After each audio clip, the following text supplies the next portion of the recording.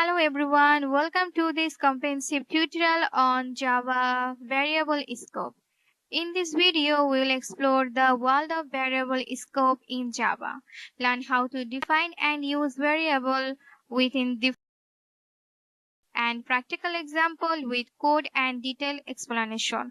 So join us this in video and I am discuss is what is variable scope. In Java, variable scope refers to the region of your code where a particular variable is accessible or can be used. Variables have different scope, including local, instance, and class scope. Let's start it with create local variable scope. So first I am is define the local variable. It's integer x equal 10 and system.out.println and double quotation is inside main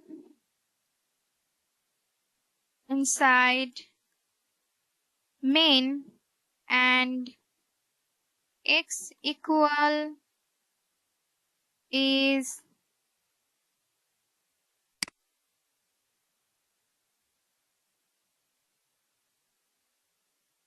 and plus sign is x. And now I am create is define another number is local variable with the same name in different type. So I am create is if statement is true and open curly braces is integer x equal 20 and print section is and double quotation is inside if block and x equal is and plus sign x. And now I am create is access the outer x. So system function and double quotation is block in main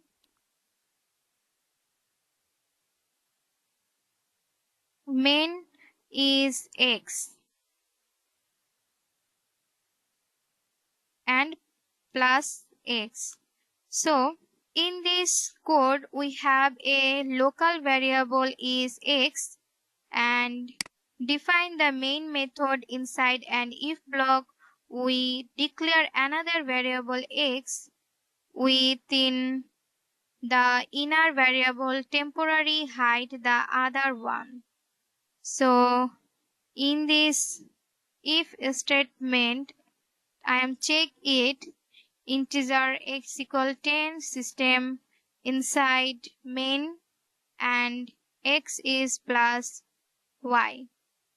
And now I am create is a if statement and integer x and outline inside is plus x and I am access the outer is block in main is x equal is. So sum in this problem is if true. And in this video I am short mistake is integer 2 name in same but I am use is different name. Y is 20 and inside if block is y. So and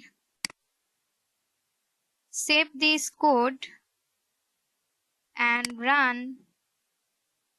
As you can see the result is back in main x equal 10 and now I am create is instance variable scope. Now let's explore instance variable scope is.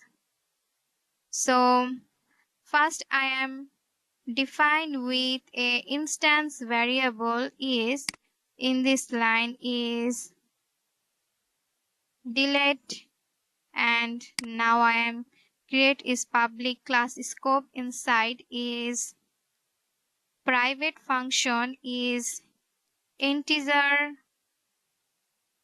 count is 0 and public void and increment count is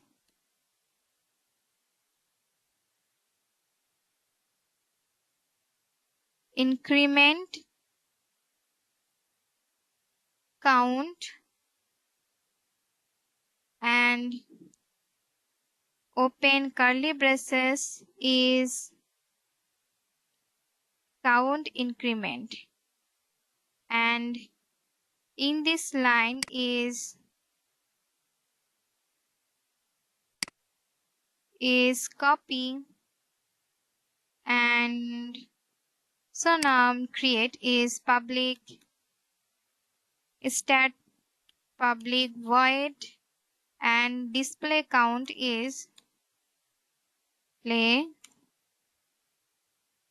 count and open curly braces is system.out.println and double quotation is count and plus sign is count.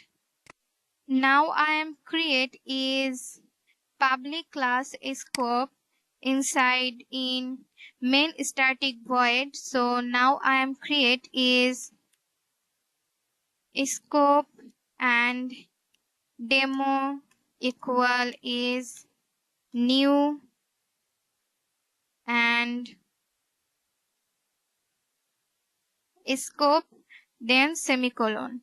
Now I am create is demo dot increment count, and I am again create is demo dot display count and then semicolon.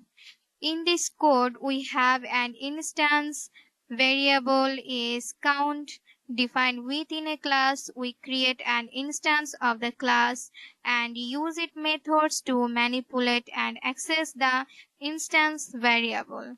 So save this code and run. As you can see, the result is count 1, and you are understanding variable scope in Java is essential for writing robust and maintainable code. Properly managing variable scope helps avoiding naming conflicts, improve code readability, and ensure variables are used where they are intended. So thank you for watching. Hello everyone, welcome to this tutorial on Java class attribute. In this video, we will explore the world of class attributes in Java, learn how to define and use them effectively, and practical example with code and detailed explanations. So join us in this tutorial. So first of all, I am discuss is what are class attributes. In Java, class attributes are variable defined within a class but outside of any method. These variables are shared by all instances of the class and represent characteristics or properties of the class. Now I am creating a class with attribute in Java. So first I am create is class attribute is string, and string is name. And now I am create is integer is, and create is static integer and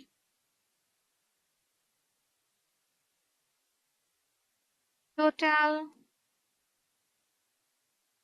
student and 0. So now I am create a constructor of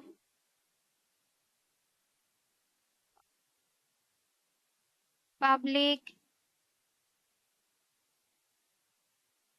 student and its string name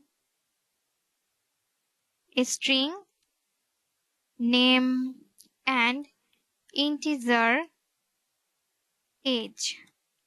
So now I am create is open curly braces is this function is use dot this dot name and its equal is name. Then I am again create is this function is age and its equal is age. And now I am create is total students, then semicolon. Student is increment. So in this code, we define a student class with attributes name, age, and a static attribute is total student. The total student attribute is shared by all instances of the class and keep track of the total numbers of students. So now I am creating object with class attribute. So now in this line I am create student object is student and student 1 is equal new student and its double quotation is Alice and his age is 20, then semicolon. And now I am again create is student and student 2, then equal new student name is Bob and his age is 25, then semicolon. And now I am create access and display class attribute is its system dot out dot println and double quotation is student is 1 and student is plus sign and student 1 dot name and plus is then again and comma is age and student is plus and student 1 then dot age then semicolon. And in this line and copy and paste in next line and so student is student 2 and its student 2 is and its 2. So access and display class attribute in these two line.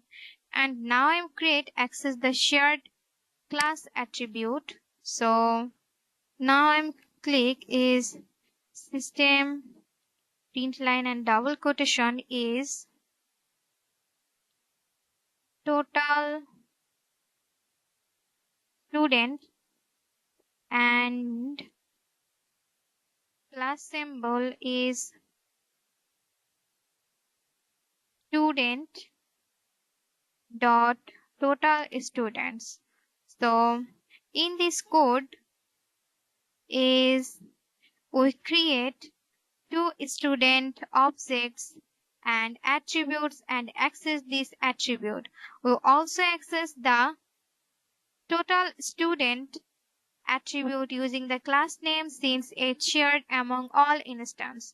So save this code and save, and let me run this code.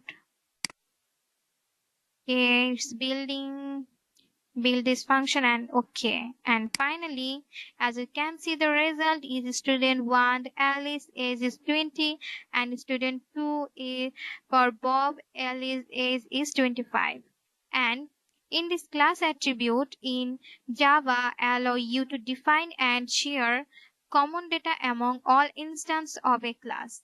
They are useful for meaning, state, or characteristic that are applicable to the class as a whole. So, thank you for watching and happy coding.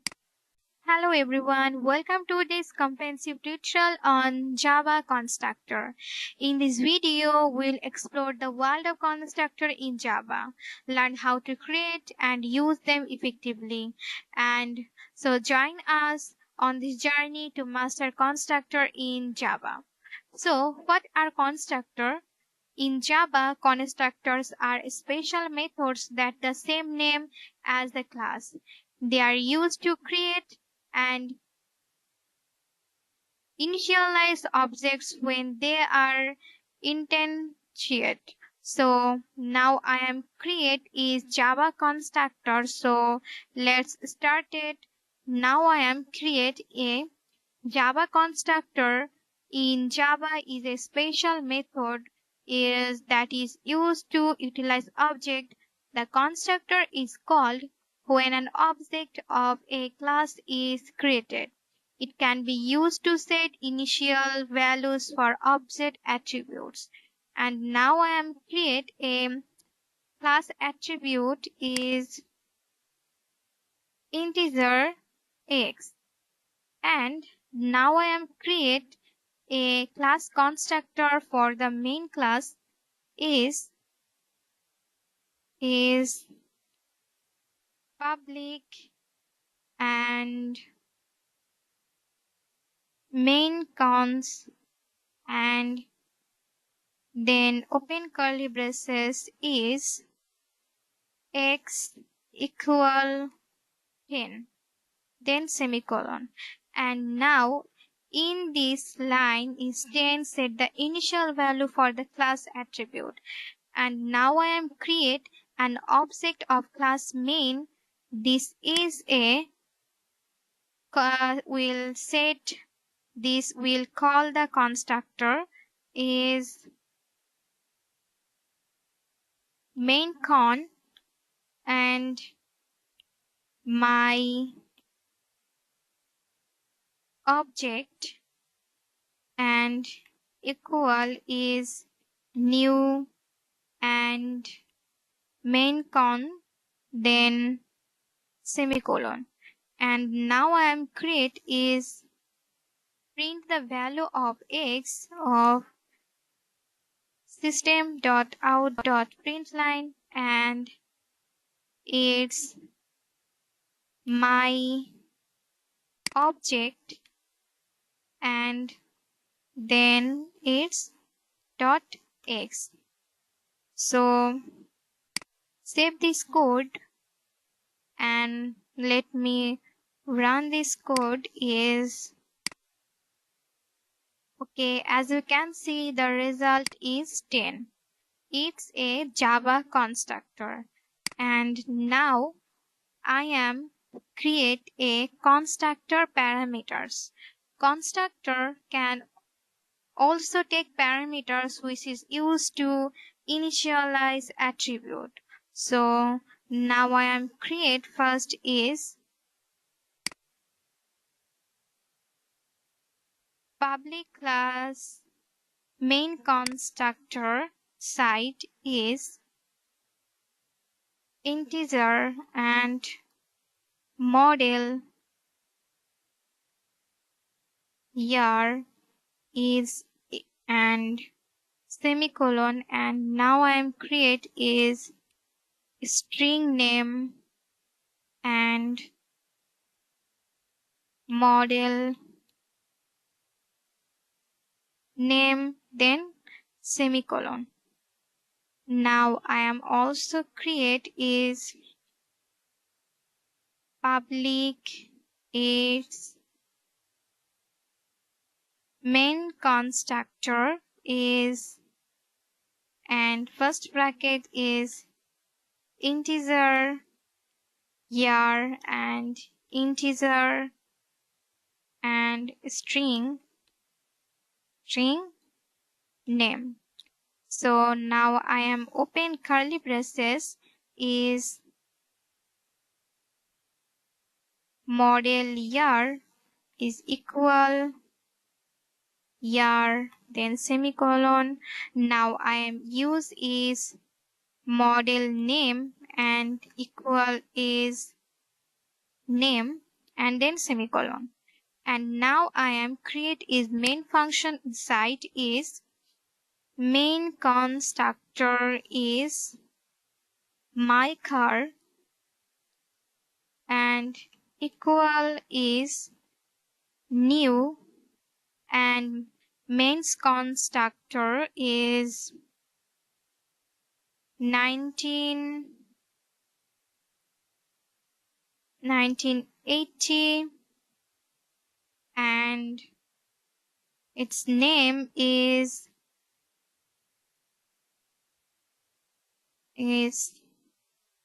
parenthesis is Mustang and then semicolon. And now I am create is print the value of, so now I am create is system.out.println, and I am create is my car and dot model year first, then plus sign and is double quotation is, then outside is plus, and my car dot model year. So in this is 69. So save this code and run, build in this function, and yeah, this is a 1969 is Mustang.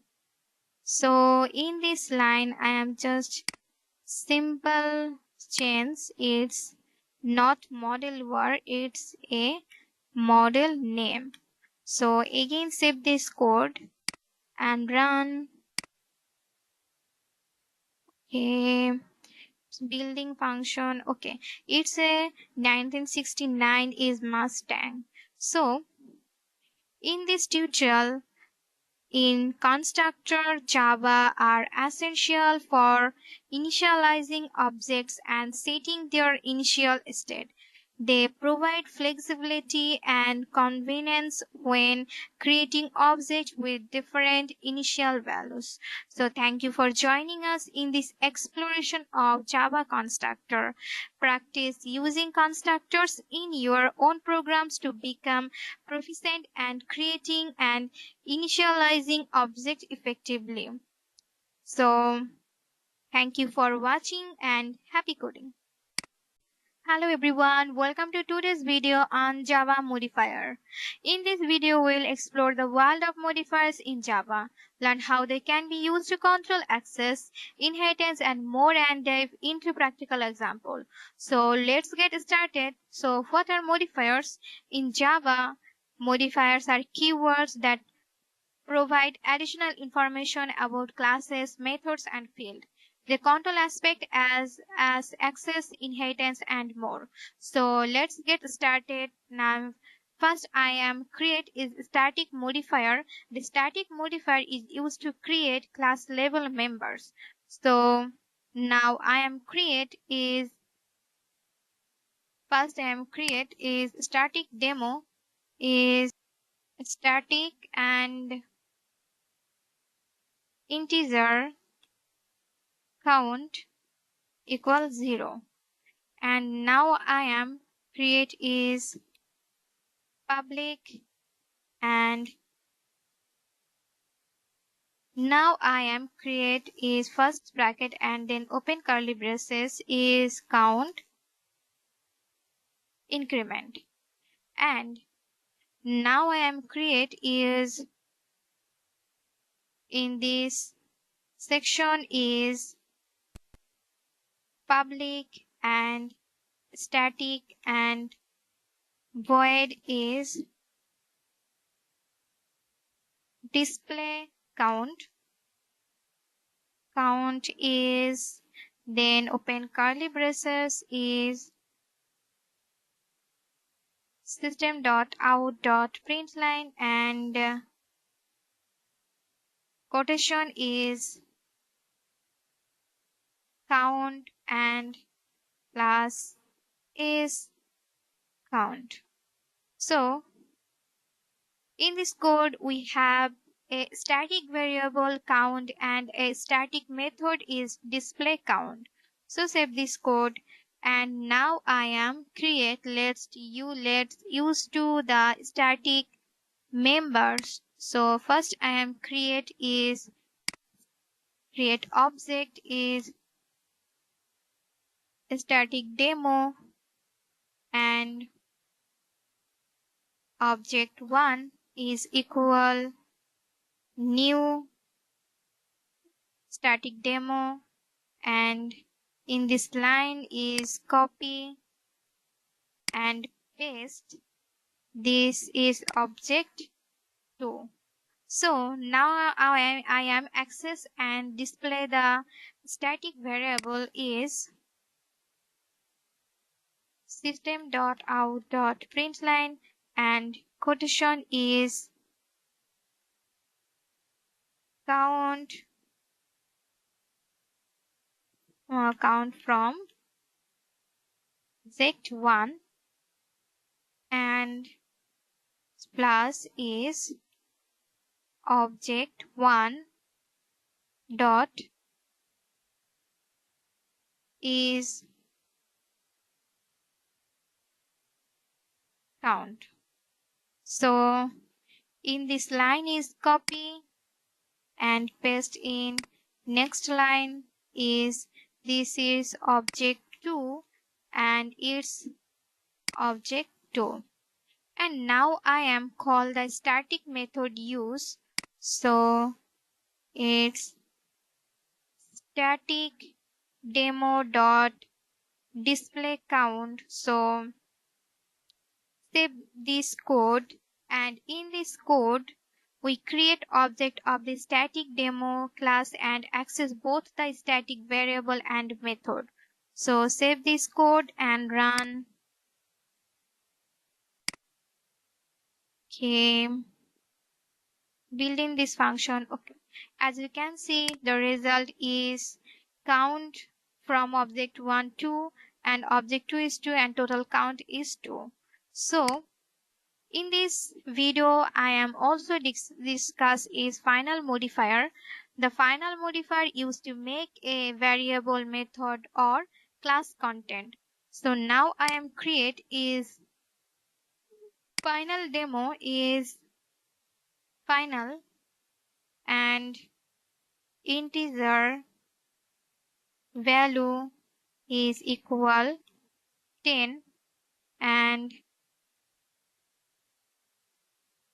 public final void and display is then open curly braces is system.out.println and double quotation is value and plus is value. So in this code, we have a final variable value and a final method is display. So save this code, and now I am create is final members. So first I am create is final demo, and object is equal new, and it uses is final demo, then semicolon, and now I am use access the final variable is system.out.println, and double quotation is value, and it's then now I am create is print section is value and plus object is value, and now I am create is object display. It's called the function method is object and display. So in this code, we create an object of the final demo class and access both the final variables and method. So save this code and run. Okay, save and run in this code. So building this function is this output is value is 10 and in value is 10. So in this tutorial, our modifier in Java are powerful tools for controlling access, inheritance, and behavior of classes, methods, and fields. They help you design robust and secure code. So thank you for watching and happy coding. Hello everyone, welcome back to this comprehensive tutorial on Java encapsulation. In this video, we'll explore the concept of encapsulation in Java, learn how it helps in data protection and organization, and practical example with code and detailed explanation. So join us on this journey. So now I am discuss is what is encapsulation. In Java, encapsulation is the practice of bounding of data, attributes, and method function that operate on the data into a single unit called a class. It restricts direct access to some of an object's components and prevents the accidental modification of data. Now I am create is access modifiers play a crucial role in encapsulation. So now I am create is private string is name, and I am create is private integer is, then semicolon, and now I am create is getter method for name public string and get name, and then open curly braces is return is name, then semicolon, and now I am create is setter method for name is public and void and set name and its string and name, then open curly braces is this dot name is equal name, and now I am create is getter method for is.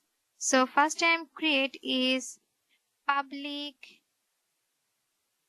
integer is get age, then first bracket and then open curly braces is return is, then semicolon, and now I am create is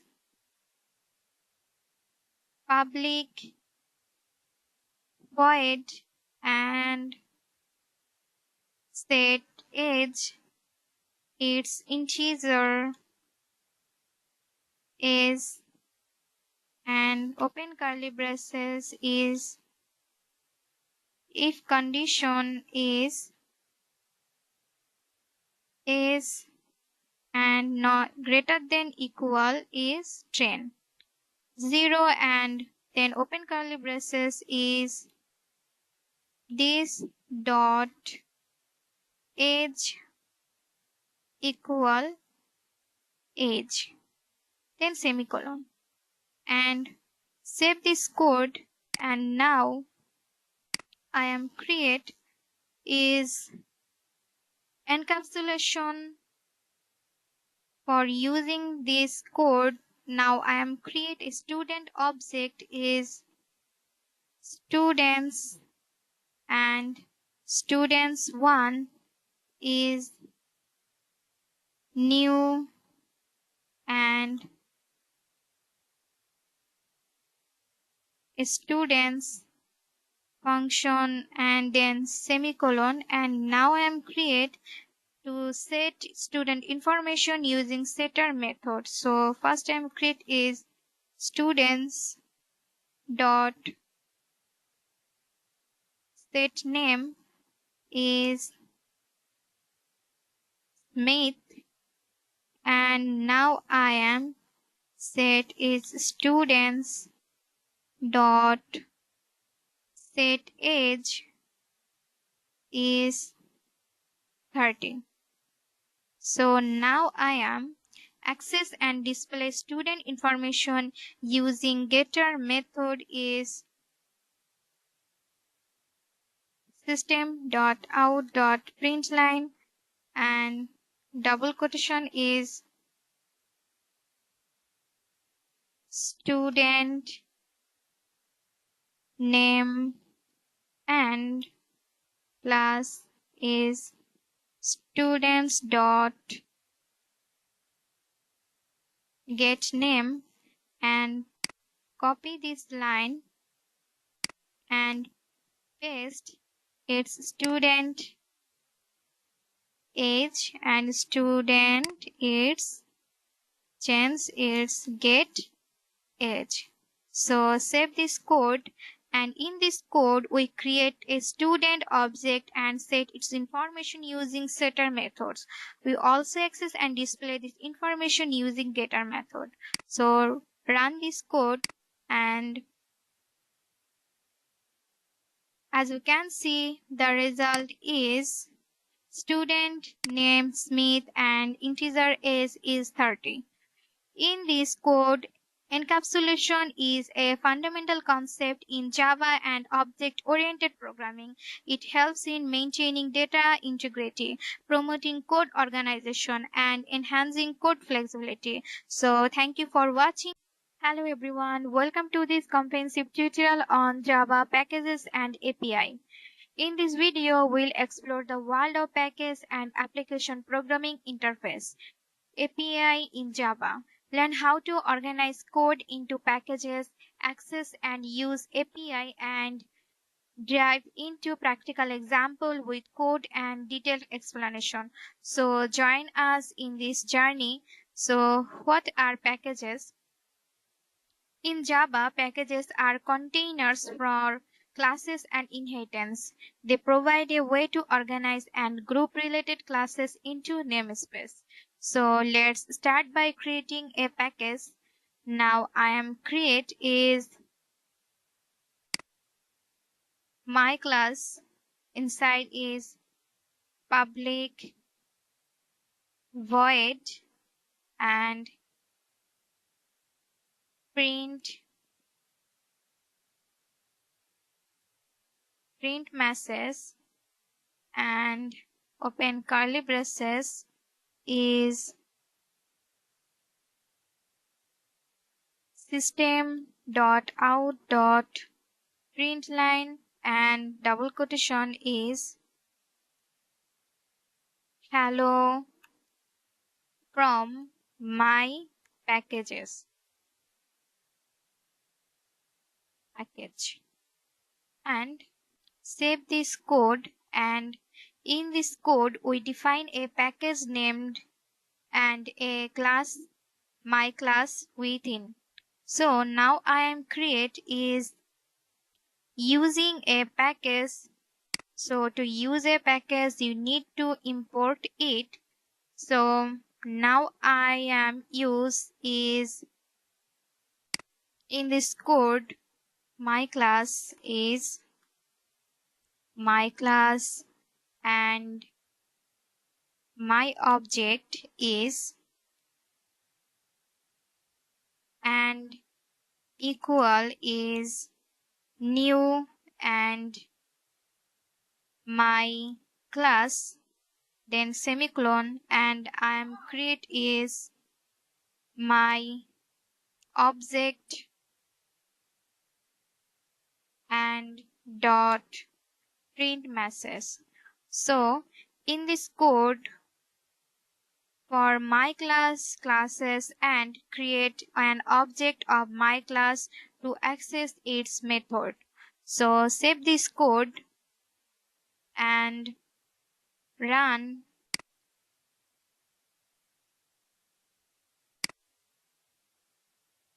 In this code is hello from my package, and now I am create is what are API.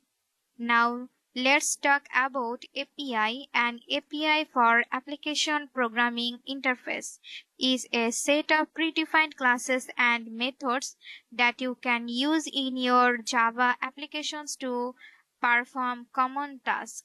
Now using the Java API, it's provide a rich standard API that you can use out of the box. Let's explore the Java API by using the ArrayList classes. So now I am create is first I am create is import java dot util dot ArrayList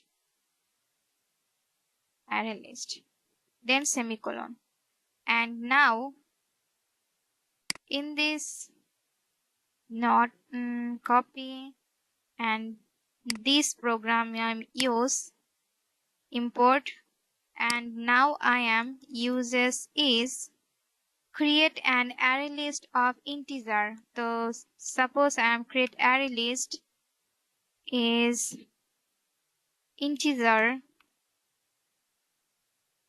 and use is numbers and equal is new array list, then semicolon. And now I am add element to the array list is numbers 1 dot add integer is 10, then semicolon, and copy this line and paste and change this value is 20 and in this value is 30. So now I am access and display elements is post for loop and integer num and numbers. So open curly braces and system.out.println and its num. So in this code we import the Java ArrayList class from the Java API and use it to create and manipulate an array list. So save this code and run. As you can see, the result is 10, 20 and 30. In this package and API are essential components of Java development. package help you organize your code into logical units, while API provide powerful tool to extend your application's capabilities. Thank you for joining us in this exploration of Java package and API. So, in this tutorial, our practice organizing your code into packets and using APIs streamline your development process. So thank you for watching and happy coding. Hello everyone, welcome to this comprehensive tutorial on Java inheritance. In this video, we will explore the concept of inheritance in Java, learn how it facilitates code reuse and building relationships between classes, and practical example with code and detailed explanation. So join us in this tutorial. So what is inheritance? In Java, inheritance is the process by using a new class known as a subclass or derived class. Inherited properties and behavior from an existing class known as a superclass or base class. And now I am creating a superclass is, so let's get started by creating a superclass. So now first I am use is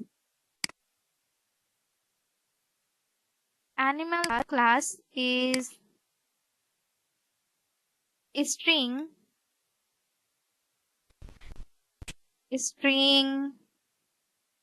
name, then semicolon, and now I am use is public void and it, then open curly braces is system.out.println, and now I am create is name and plus sign, then double quotation is eating. So in this code we define a animal class with a name attribute and an it method. So save this code, and now I am create is subclass. So subclass, now let's create a subclass that inherits from superclass.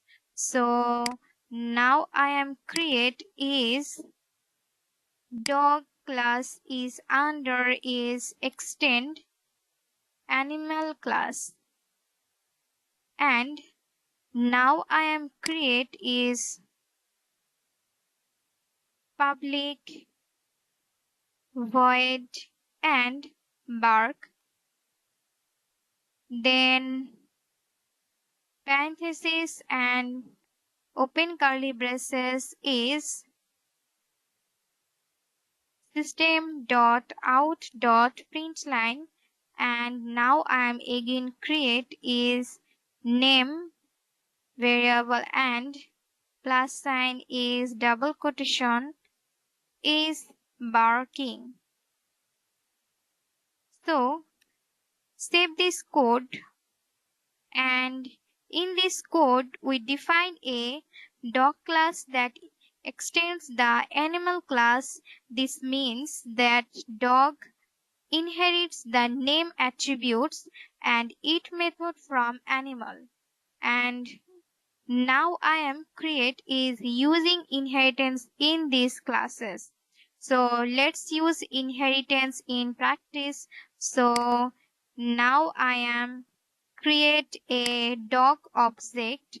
So first I am create is dog and my dog and equal is new dog, then semicolon, and now I am use is my dog and dot name, then equal is birdie, then semicolon, and now I am access method from both classes. So now in this my dog dot eat and then semicolon. Now I am again create is my dog dot bark and semicolon. In this code, we create a dog object, set its name and access methods from both the animal class and dog class. So save this code and run. Okay, it's building function now processing, and just few minutes second wait, and as you can see the result is Birdie is eating, Birdie is barking. So in this tutorial for inheritance is a fundamental concept in Java that allow you to create relationships between classes and build upon existing code to create new specialized classes. So thank you for joining us in this exploration of Java inheritance. Practice using inheritance in your own programs to become proficient and building class hierarchies and reusing code effectively. So thank you for watching.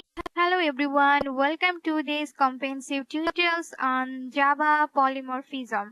In this video, we will dive into the fascinating world of polymorphism in Java, understanding how it enables flexibility and extensibility in code, and explore practical example with code and detailed encapsulation and explanation. So join us this in video to master polymorphism in Java.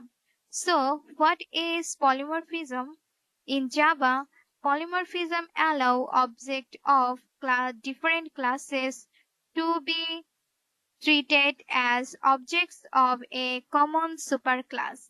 This enable flexibility in code and simplify the design of complex system. So now I am creating a superclass. So let's start it by creating a superclass. So first I am create is animal class, inside is void and make sound, and then parenthesis and open curly braces is system dot out dot println, and double quotation is some sound, and save this code. In this code, we define an animal class with a method called makeSound. So now I am creating a subclasses. Now let's create two subclasses. So in this class is dog extend the animals, extends animals. So now I am in this code is is override, and this line is void and make sound, and then parenthesis and open curly braces is system dot out dot println, and in this text is bark. And now I am create is another subclass 2 is class and cat extends is animals and curly braces is this function is override, and now I am create is void and make sound, and I am use parenthesis, then curly braces is system.out.println and it's male.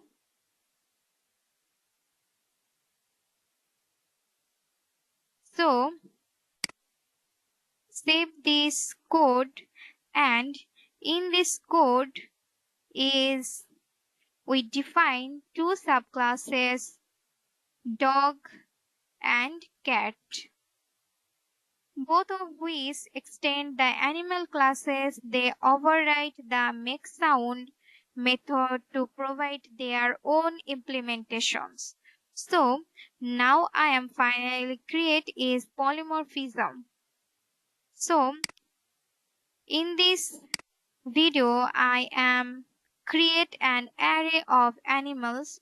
So first I am create is animals, and third bracket is animals is equal is new and animals, then semicolon, and in this animal size is 3. So now I am create is animal section and it use equal new and dog class, so then semicolon, its use is 0, and in this line copy and paste for next line and paste and change this value is 1 and in this value is 2, and it's a cat class, and in this dog make the animal sound of. So now I am use is for loop and create is animals and animals 1 and its create is animals. So now I'm create is curly braces is animals 1 dot make sound. So save this code, and in this code we create an array of animal objects and populate it with instance of both dog and cat classes. When we call make sound on each object, polymorphism comes into play and the appropriate make sound method so for each object is in make inherit. So save this code and let me run this code and just wait is few seconds, and as you can see the result is bark, meow and bark. So in this tutorial is polymorphism is a powerful concept in Java that enables you to write more flexible and maintainable code. It is an essential tool is object-oriented programming. So thank you for watching. Hello everyone, welcome to this tutorial on Java inner classes. In this video, we will deep into the world of inner classes in Java.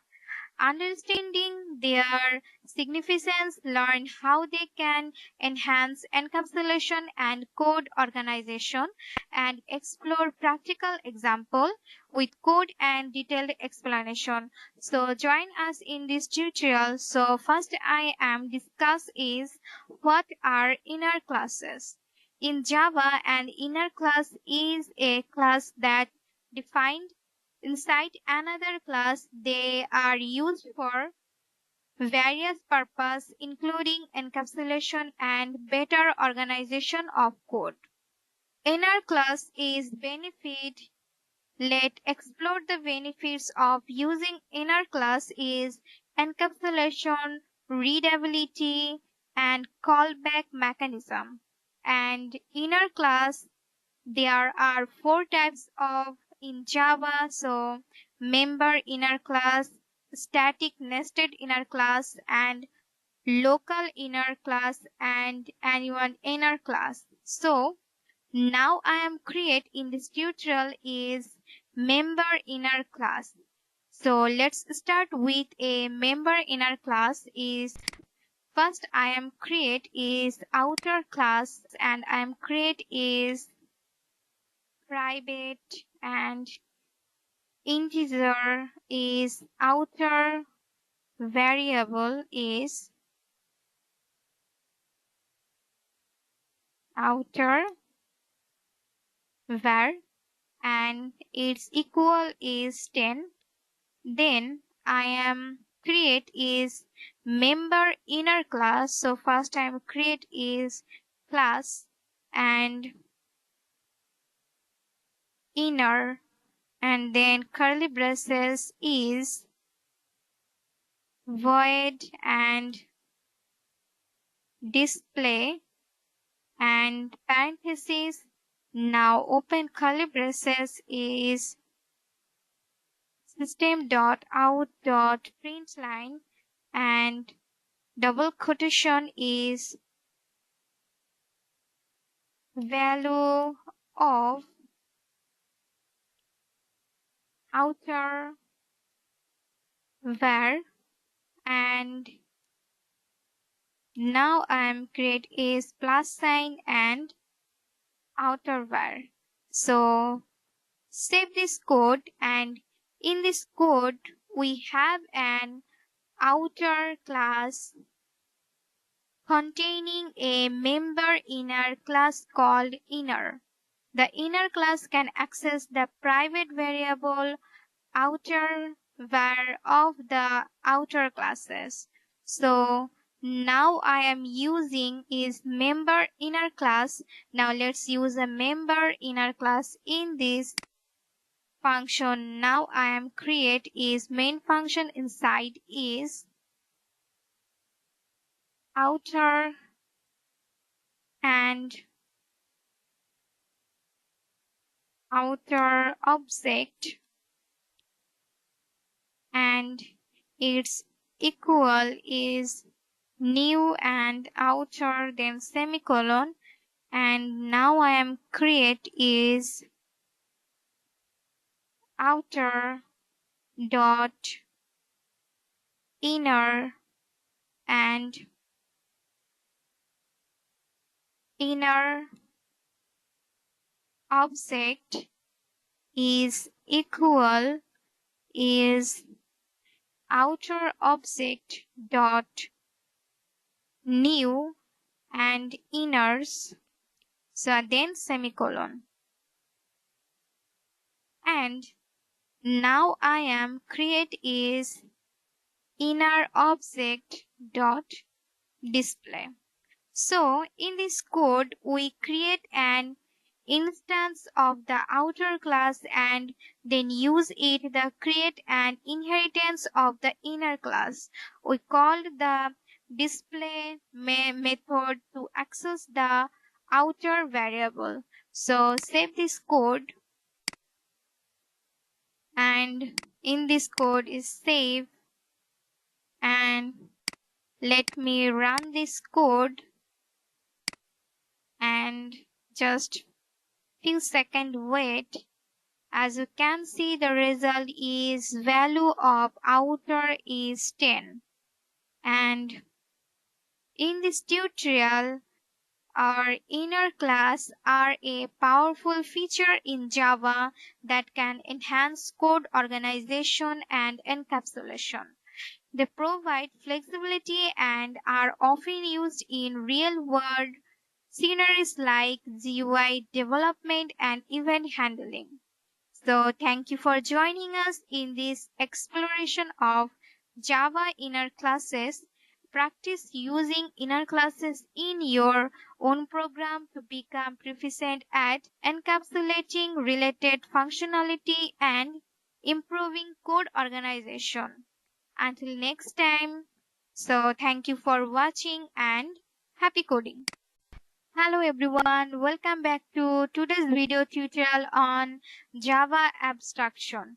In this video, we'll explore the concept of abstraction in Java, understanding how it helps in modeling real-world scenery and practical example with code and detailed explanation. So join us this in tutorial. So what is abstraction? Abstraction is the process of simplifying complex reality by modeling classes based on real-world objects. It involves hiding the complex implementation details and exposing only essential features. So, in this tutorial, I am first create is abstract classes. So let's start it by understanding abstract classes. So first I am create is abstract and double and calculate area. Then parenthesis and semicolon. In this code, we define an abstract class shape with an abstract method is calculate area, and abstract classes cannot be instant. They serve as a blueprint for concurrent subclasses. So now I am create is concurrent subclasses is first I am create is concurrent subclass is double and radius and semicolon. Now I am create is circle. So it's circle and double and radius, then curly braces is this dot radius and its equal is radius, then semicolon. And now I'm in this class, public class circle is extend is shape class. So now I am in this class is override. So now in this class is override and I am create is double and calculate area and parenthesis, then curly braces is return and math dot phi and radius is and to radius. then semicolon. And in this code, its concrete subclass is 1. So now I am create is concrete subclass 2 is this line is now I am second class is class and rectangle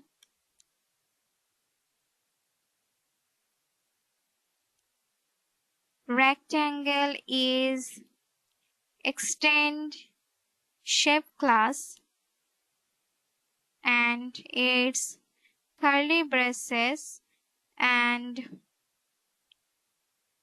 double is length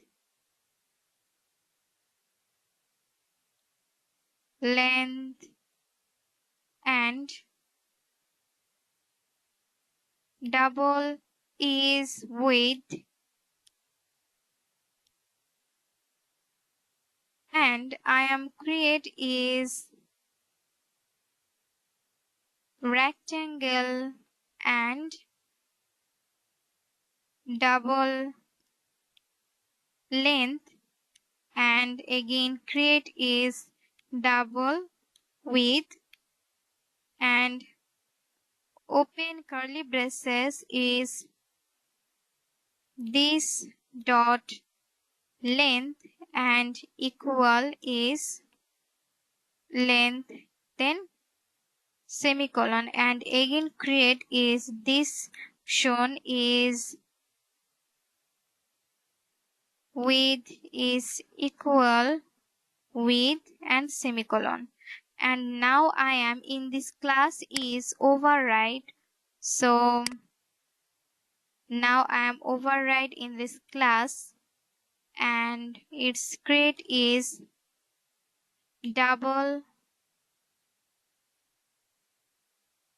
and I am create is calculate area and parenthesis then curly braces is return is length and into width then semicolon. So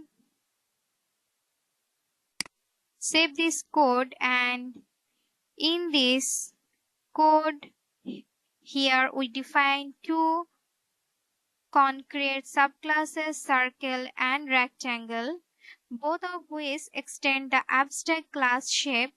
They provide their own implementation of calculate area method.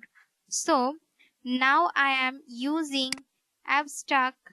So let us abstract in this class. So first I am create is shape and circle now is equal is new and circle classes is 5 then semicolon and I'm again create is shape and rectangle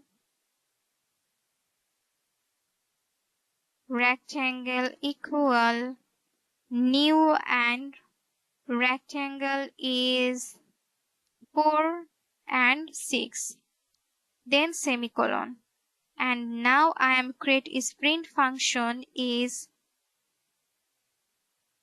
system dot out dot println and area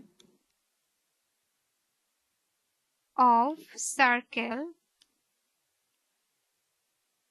then I'm create is plus sign and circle dot calculate area and in this line is copy and paste and change it area of rectangle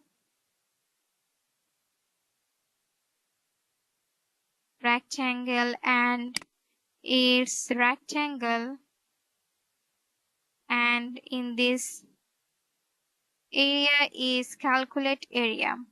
In this code, we create is instance of the concrete subclasses circle and rectangle, and we call the calculate area method on each them. So save this code and run.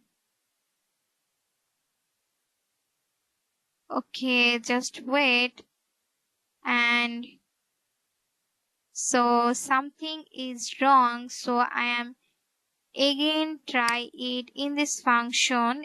So in this code I'm use is double calculate area is return this radius. So it's fixed. Now I am in this class is again run. So run this code, and as you can see the result is area circle of 5.0 and area of rectangle is 24.0. So in this, abstraction is a powerful concept in Java that allow you to model real world scenarios effectively. It helps in creating organized and maintainable code by focusing on what's important. So thank you for watching. Hello everyone, welcome to this comprehensive tutorials on Java interface. In this video, we'll explore the concept of interface in Java, understand how they enable multiple inheritance and polymorphism, and into practical example with code and detailed explanations. So join us on this journey to master interface in Java. So, what is an interface? In Java, an interface is a collection of abstract methods. It defines a contract that implementing classes must follow, ensuring a consistent API. So, why use interface? To achieve security, hide certain details, and only show the important details of an object. And Java does not support multiple inheritance, and however it can be achieved with interface because the class can implement multiple interface. So now I am create is multiple interface to implement multiple interface, separate them with a comma. So first I am create is interface first name, interface first interface, and then semicolon, and now I am create is public void, and my method is method, and then parenthesis and semicolon. In this line indicate interface method, and now I am create again interface method is interface is second interface,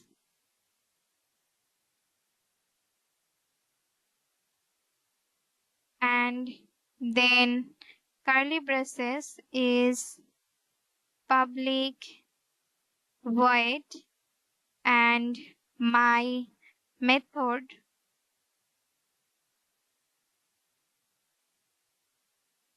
then parenthesis and semicolon. It's another interface method, and now I am create is class demo. So first I am create is class, and demo class is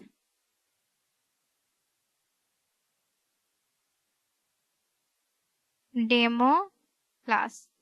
Now I am use is implements, and create is first interface again create is second interface is, then curly braces, and now I am create is public and void, and my method is my method, and parenthesis, then curly braces, and I am use is system dot out dot println, and its double quotation is hello fellow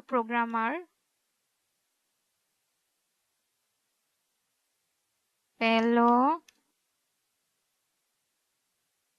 programmer, and now I am create is another demo class. Another demo class inside is public static void, public and static void, and not static, it's only public void. And now I'm create is my other method is method, and in this is my other method, and it's my other method. And now I am create is parenthesis and curly braces is system dot out dot println, and double quotation use this is a Java programming language. And now I am create is main function inside is demo class, and my object, and create is new object and new demo class, then parenthesis and semicolon. And now I'm create is my object dot my method, and I'm create is again my object dot my other method. So save this code and run. Okay, as you can see, the result is hello fellow programmer, and this is a Java programming language. This program is perfectly correct, and in this interface are a versatile and powerful feature in Java. They enable code reuse, polymorphism, and construct-based development, making them essential for building modular and maintainable systems. So, thank you for watching. Hello everyone, welcome to this comprehensive tutorial on Java enums. In this video, we will explore the concept of enums in Java, understand how they simplify code, enhance readability, and provide type safely, and dive into practical example with code and detailed explanation. So join us on this journey to master enums in Java. So, in Java, enums are a way to create a collection of constants. They provide a means to define a set of predefined values that are distinct and cannot be changed. So now I am creating a enum. So let's start by creating an enum. Is first I am create is enum day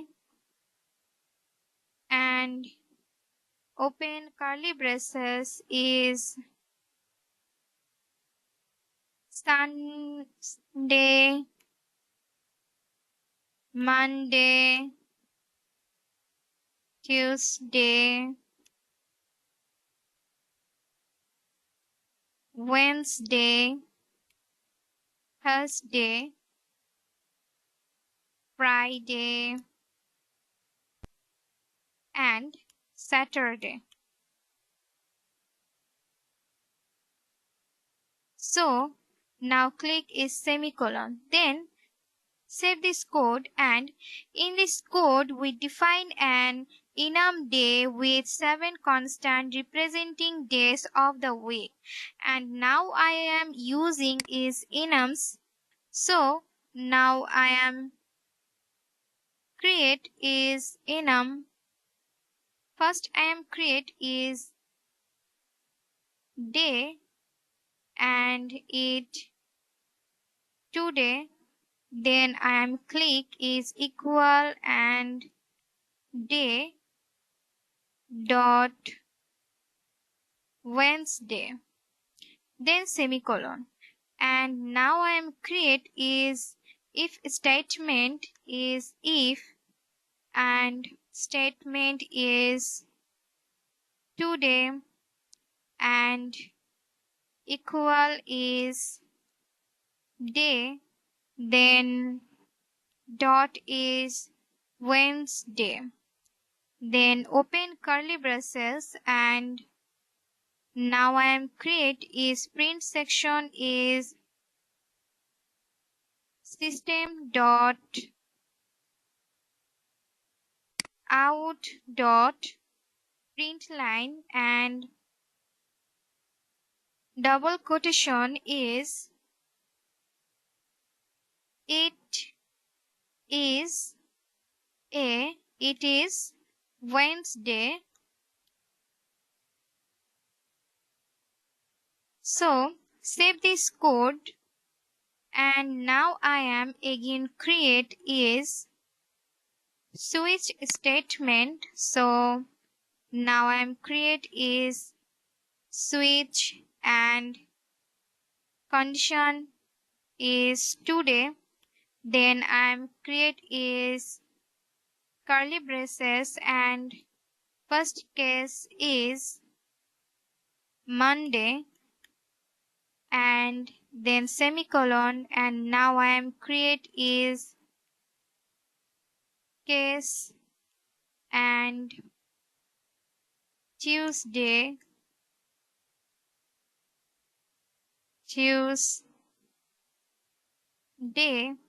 then I am create is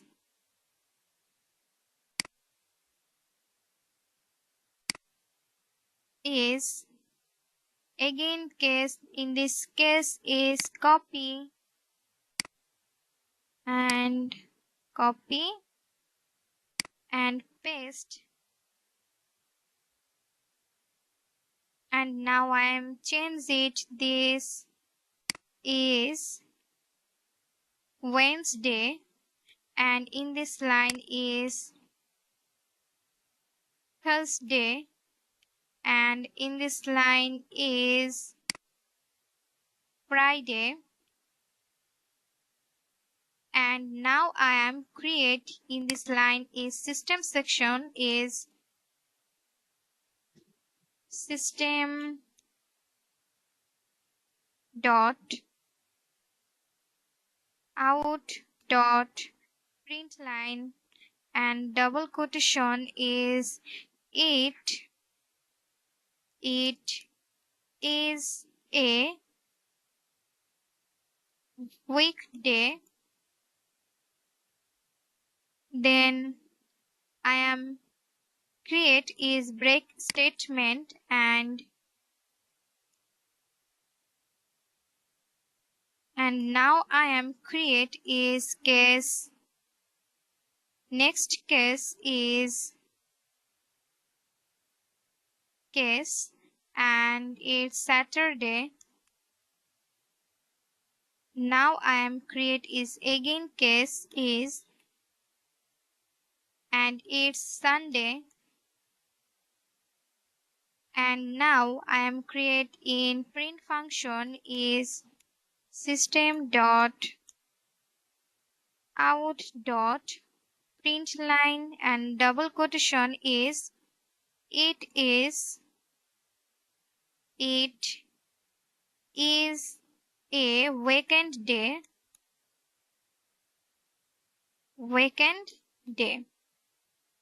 And now I am create is break statement. Okay, break. So in this code I am save and run.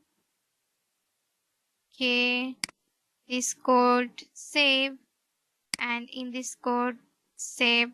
Now let me run this code, and as you can see the result is it is Wednesday and it is a weekday. So in this enums are a powerful feature in Java for defining a set of constants that enhance code readability and types safely. They are particularly useful when you need to work with a fixed set of choice. So thank you for joining us in this exploration of Java enums. Practice using enums in your own programs to become proficient and simplifying code and making it more expressive. So, thank you for watching. Hello everyone, welcome to this today's video on Java user input. In this tutorial, we'll explore how to take user input in the Java programming language. Collecting input from users is a aspect of many applications, and Java provides several ways to do this effectively. By the end of this video, you will have a solid understanding of Java's users input mechanisms and how to use them in your program. So now let's start by discussing one of the most common way to get user input in Java, the scanner class. So first I am create is scanner class to get user input. So first I am create is scanner, and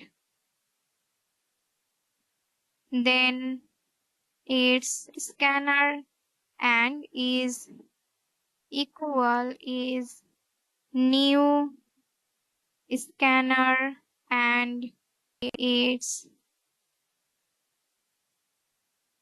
system dot in, then semicolon.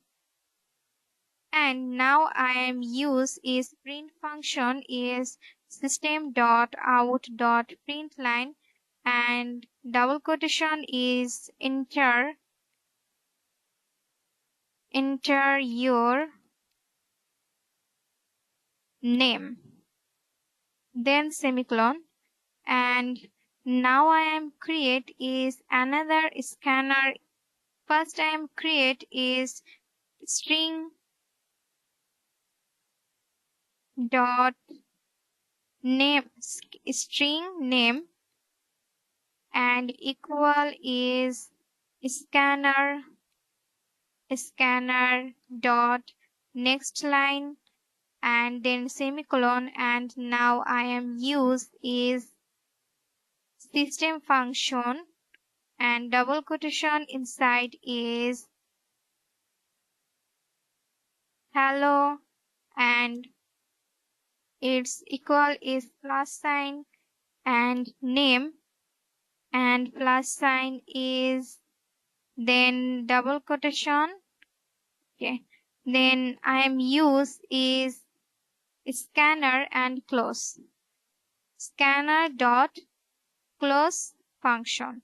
So in this code we use the scanner class to read input from the keyboard. So save this code and run. Okay. As you can see, the result is is Bob. So hello Bob. Okay. Now I am create is another reading different data type. With the scanner class, you can read various data types such as integers and doubles from user input. So let's start it, and first I am create is in this line is change system dot print dot outline in it is this is enter an integer number, then I am create is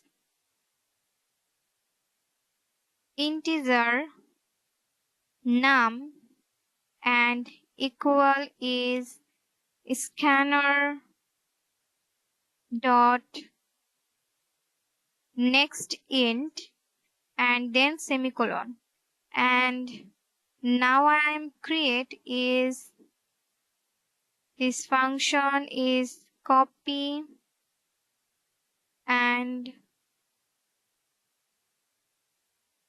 paste and it enter a double number, double integer, and then I am create is integer is price, double, and price is equal,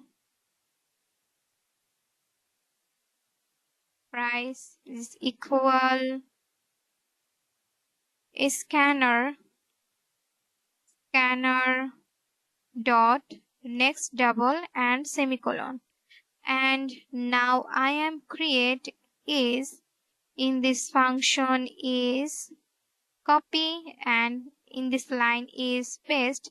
So change is this is message is changed.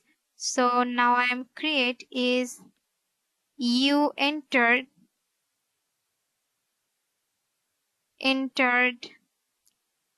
and it's num, then plus sign and again double quotation is and plus sign is price. So scanner dot close function, and in this scanner class allow us to read various data types according to user input. So save this code and run.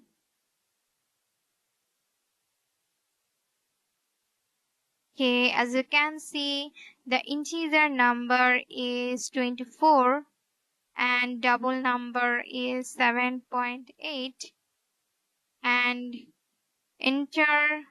you enter 24 and 7.8. That's work on our tutorial on Java user input. You are covered how to take user input using the scanner class, read different data types. So with a practical example, collecting user input is a crucial skill for creating interactive Java programs. So thank you for watching, and if you find this video helpful, please like and subscribe for more Java programming tutorials. So thank you again and happy coding. Hello everyone, welcome to this comprehensive tutorial on working with dates in Java. In this video, we will explore how to handle dates and times, format them and perform various operations with them in Java. We will dive into practical example with code and detailed explanation. So join us on this journey to master date manipulation in Java. In Java, the java.util.date class has been used traditionally for working with dates and time. However, it has limitations and is not recommended for new code. Instead, you will explore the modern date and time API introduced in Java. So let's start by importing the java.time package. So first time create is import java.time. This means in package to access the modern date and class time. And now I am create a local date object to represent a date. So now I am create is main function inside is local date is current date is equal is local date dot now and semicolon. In this line means is we create a local date object named current date and initialize it with the current date. And now I am create is string and string and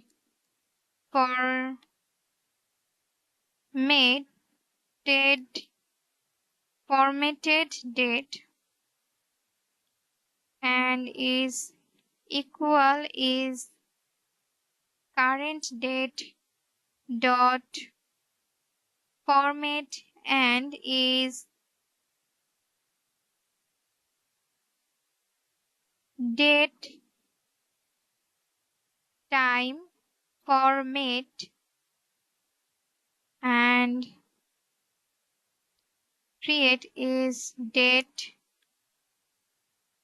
time and formatter so and dot of local is of and pattern and this line is date and double quotation is date and month and year then semicolon. And now I am use is system function is system.out.println and use double quotation is current date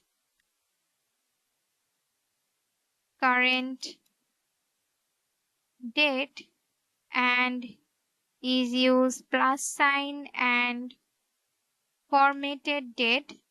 Then I am use is again local date and dot week next week and its capital word is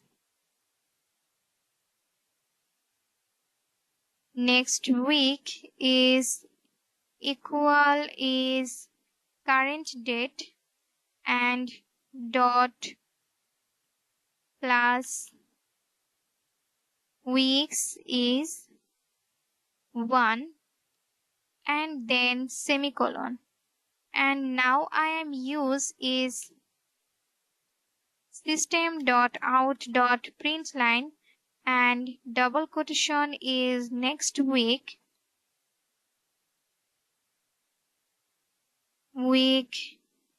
and use plus sign and next week and dot format and its date time formatter dot of pattern, and use is double quotation is date and month and year. So then semicolon. And in this code is imports the java.time and package gets the current date formats and performs a date manipulation. So current date, this current date means we print the formatted date of the console, and local date is next week. In this line we can use methods like plus weeks to add time intervals to dates. So save this code and run. Okay. As you can see, the result is current date is 29 September is 2023 and next week's date is 6 October 2023. And in this code we handles and dates and time in Java is made efficient and flexible with the modern date and the API. It's recommended for all new Java projects. So thank you for joining us in this exploration of working with dates in Java. Practice using the modern date and time API in your own programs to create accurate and reliable date related functionalities. So thank you for watching. Hello everyone, welcome to this tutorial on ArrayList in Java. In this video, we will explore how to work with ArrayList, a dynamic and versatile data structure for storing collections of objects. We will dive into practical example with code and detailed explanation. So join us this journey to master ArrayList in Java. So I am so excited to be your guide through the world of ArrayLists in Java. ArrayLists are a fundamental part of Java collections, offering flexibility and ease of use. So in Java, an ArrayList is a dynamic array-like data structure that can grow in size as needed. It's part of the Java Collections framework and allow you to store and manipulate collections of objects. So now I am importing ArrayList. So let's start by importing ArrayList, and now I am create is main function inside is ArrayList, and less than is integer, and now I'm create is numbers and equal new ArrayList and then semicolon, and now I'm create is numbers dot add function use is 5 and semicolon. Now in this line is copy and paste, next line is again. So numbers add function I am change is 10 and 15. So now I am create is integer is first number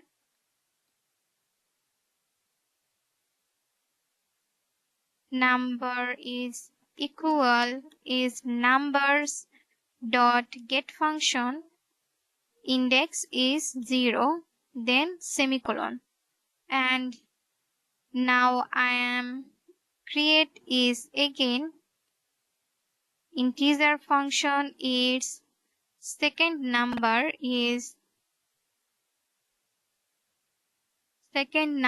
and numbers get function is 1.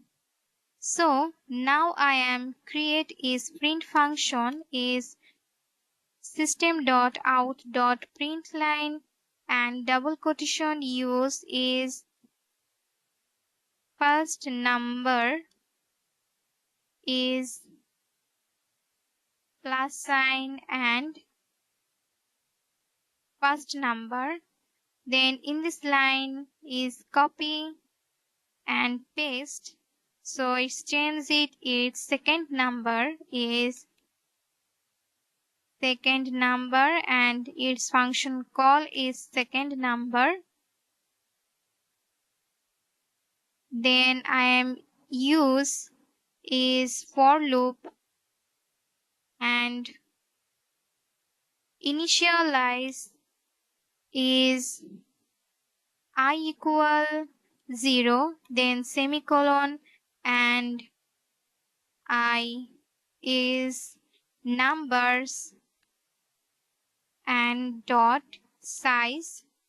This code is then I increment and let's create is system function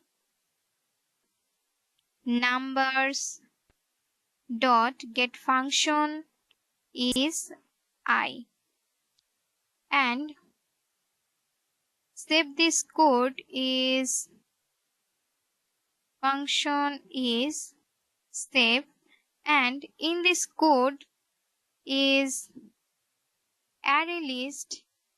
In this line we create an array list method names numbers to store integer value.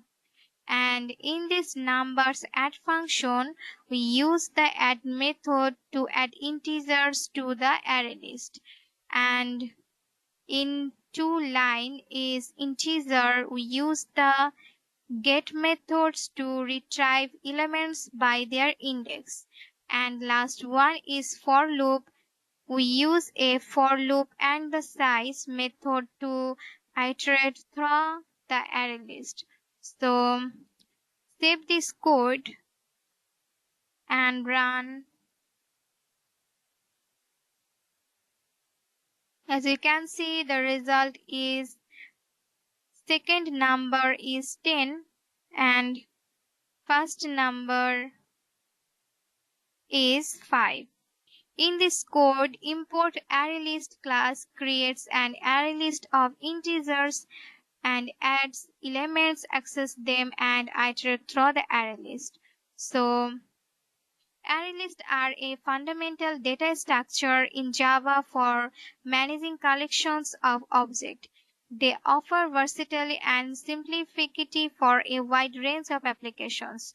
So, thank you for watching and hello everyone, welcome to this comprehensive tutorial on linked list in Java. In this video, we will delve into the world of linked list, a versatile and dynamic data structure that particularly useful for certain applications. You will provide practical example with code and detailed explanation. So join us in this tutorial. So what is a linked list? In Java, a linked list is a linear data structure where elements are stored in nodes. Unlike arrays, linked lists don't require contiguous memory making. So join us in flexible insights. So now I am create a linked list. So first I am create is linked list and use string and use name and equal new and linked list, then semicolon.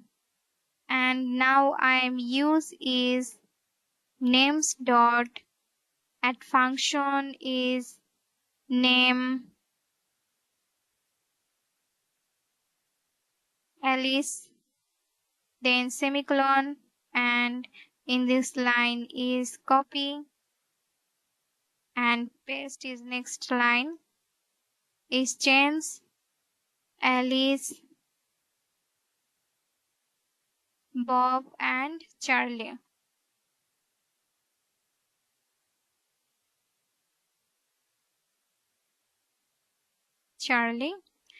And now I am create is string first person is string is first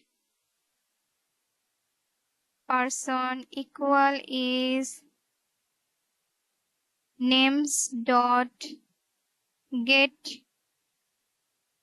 index is 0, then semicolon, and in this line copy and paste next line, and this change is second person and index size is 1. So now I am create is run and system function system.out.println and double quotation is first person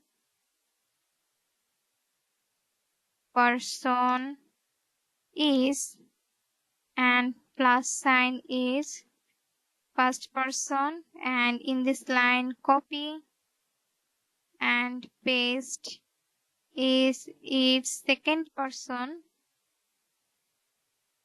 and its second, then now I am create is for loop and use string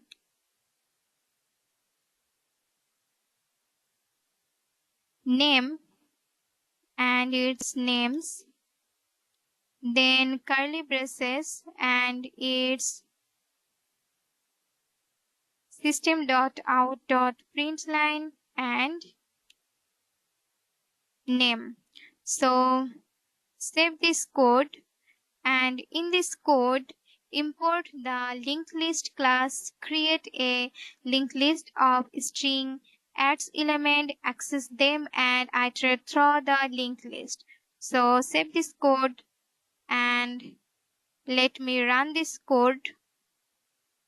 Okay, as you can see the result is first person name is Alice, second person name is Bob, and in this names add function is Alice, Bob and Charlie. So in this tutorial is linked list provides several benefits including dynamic sizing, efficient insertion and deletion, and no requirement for contiguous memory. So linked lists are a valuable data structure in Java, particularly when you frequent insertions and deletions are involved. They offer flexibility and efficiency for more various applications. So thank you for watching and happy coding. Hello everyone, welcome to this comprehensive tutorials on hash maps in Java. In this video, we will delve deep into the world of hash maps, a powerful data structure for efficiently storing and retrieve key value pairs. We will provide practical example, the code and detailed explanation. So join us in this tutorial. So what is a hash map? In Java, a hash map is a data structure that allows you to store and retrieve data in key value pairs. It provides first access to values based on their key. So first time create is the hash map class has many useful methods. For example, to add item to it, use the put method. So first time create is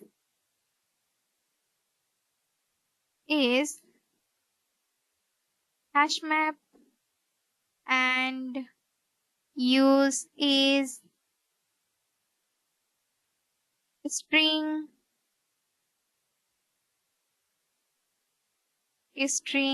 and string, then create is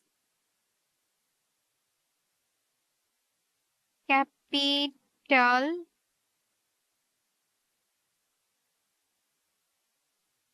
cities. Use new and hash map. Then it use is string and string. So in this line, create a hash map, a hash map object called capital cities. So now I am at key and value for country and cities. So first time create is capital cities dot put and use is country is England and next one is double quotation is London, then semicolon, and copy this line and paste. And use is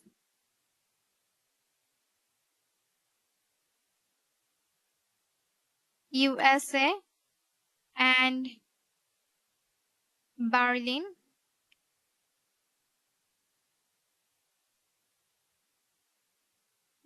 So now I am use is system method is system.out.println and capital cities. So save this code and run. Okay, as you can see, the result is USA, Berlin, England, and London. And now I am use and create other types. So create a hashmap object called people that will store string, key, and image value. And in this tutorial is use key and value in a hash map and actually object. In this example, you use objects of type string. Remember that a string in Java is an object. They use other types such as integer. You must specify an equivalent integer for other primitive type. Use boolean for boolean, character for char, double for double, etc. So now let's create is in this function. First time create is hashmap string type and is integer type.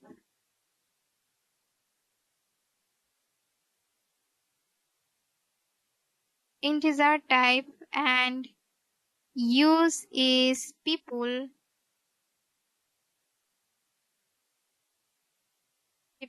and now I'm use new hash map its integer. So now I'm create and add keys and values name and age. So first time create is people dot put function is name for is Johan and is age is 33, then semicolon. Now in this line is copy and paste and people name is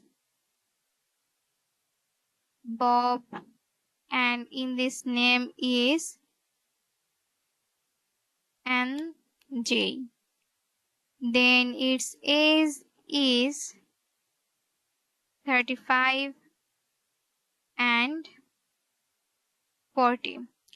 And now I am use is for loop, and its string is I, and people is people he said, and then curly braces inside is system.out.println. Sorry, system.out.println, and double quotation is key, and use plus sign I and plus sign, then double quotation is value, and again plus sign, and people dot its get method and is I.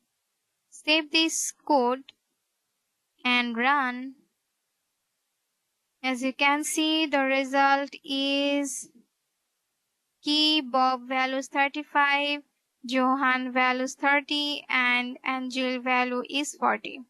So in this tutorial, for hash maps are a versatile data structure in Java commonly used for tasks that involve mapping keys to values. They offer excellent performance and easy of use. So thank you for watching. Hello everyone, welcome back to today's video. In this comprehensive tutorial on hash sets in Java. In this video, we will explore the world of hash sets, a versatile and efficient data structure for storing unique elements. You will provide practical example with code and detailed explanation. So join us this in tutorial. So I'm so excited to be guide through the world of hash set in Java. So hash set are a fundamental part of Java collections, offering uniqueness and fact element retrieval. So in Java, a hash set is a data structure that stores a collections of unique elements. It uses a hashing mechanism to provide first access to elements. So now let's create in hash function hash set. So first time create a hash set object called numbers. So hash set and it integer number, then its create is numbers and equal new hash set, then use is integer number, then semicolon. In this case it copy and paste. So now I'm create add values to the set. So first I am add is numbers dot add method is integer is 5, then semicolon, and in this line is copy and paste, then change this number is 10, 8 and 10. So slow with numbers between 1 and 10 are in the set. Now I'm create is for loop and for, and parenthesis is integer I equal 1 and I less than equal is 10 and semicolon and I increment. Then curly braces is if statement and numbers dot contains and I, then again curly braces is system.out.println print line and double quotation and use is I and plus sign, then use is was found in the set, and I am use is else statement, and create is system.out.println and double quotation is I and plus sign is use was not. So in this line is copy and next line is paste. So was not found in the set. So save this code and let me run this code. Okay. As we can see, the result is 5, 1, 2. So I'm just use space and save and run.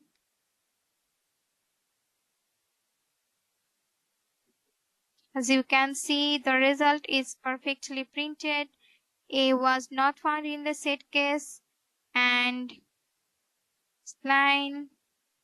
So only 8 was found in the set case and 10 was found in the set case. So in this tutorial, in HashSet provides several benefits including uniqueness of elements, fast retrieval, and efficient memory uses. So hash sets are a valuable data structure in Java, commonly used when you need to store and manage a collection of unique elements efficiently. So thank you for joining us in this exploration of hash sets in Java. Practice using hash sets in your own programs to manage unique elements effectively. So again, thank you for watching and happy coding. Hello everyone, welcome to this tutorial on iterators in Java. In this video, we will explore the world of iterators, a powerful tool for traversing collections in a consistent of efficient manner. We will provide practical example with code and detailed explanation. So join us on this journey to master iterators in Java. So I am so excited to be your guide through the world of iterators in Java. Iterators are essential for working with collections, allowing us to access elements one by one.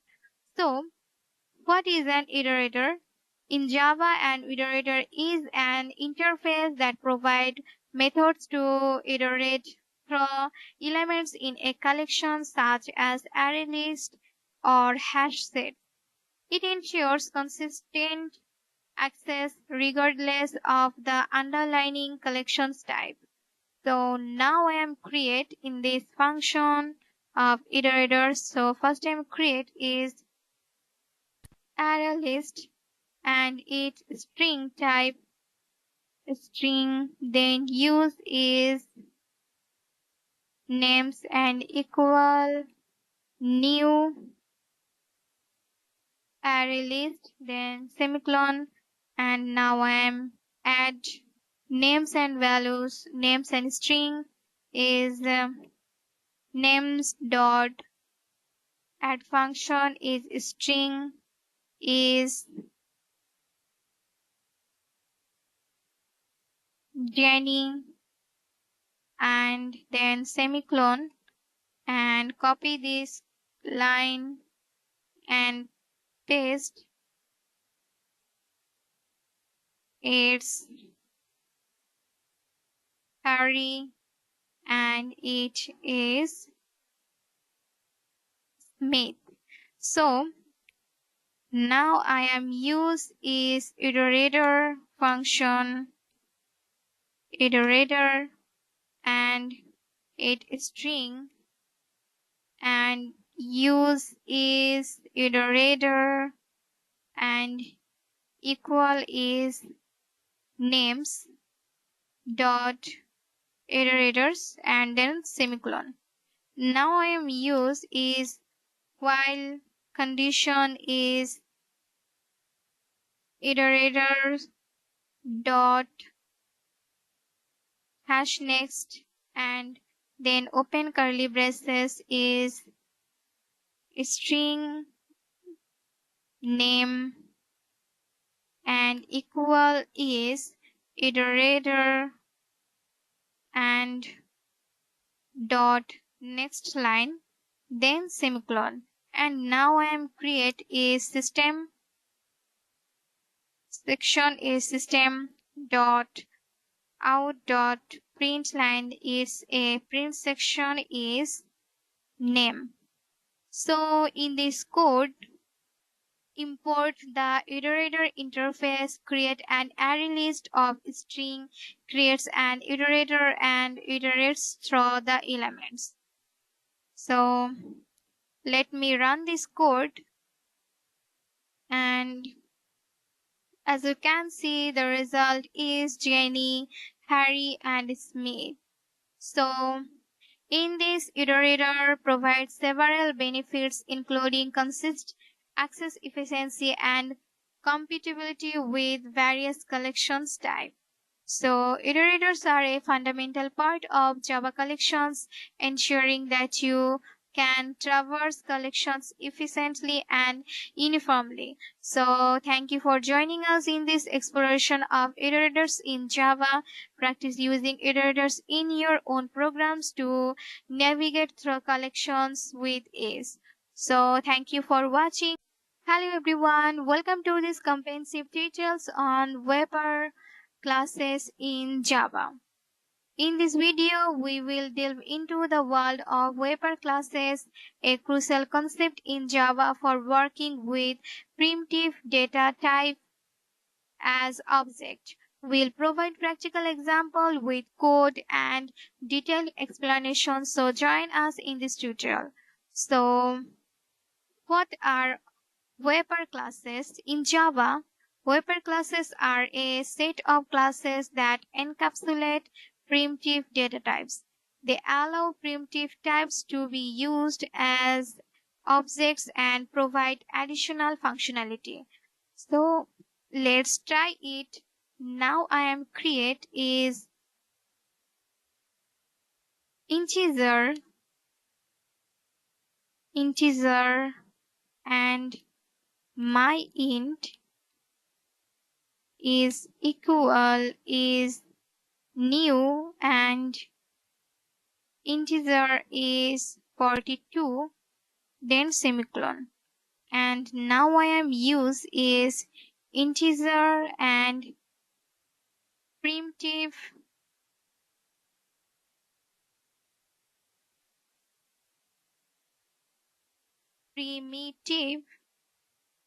okay primitive integer and then equal is my int dot in value then semicolon. And now I am create is integer and number 1 is equal 10 then semicolon and integer is number 2 is equal 20 then semicolon. And I'm use is integer result function is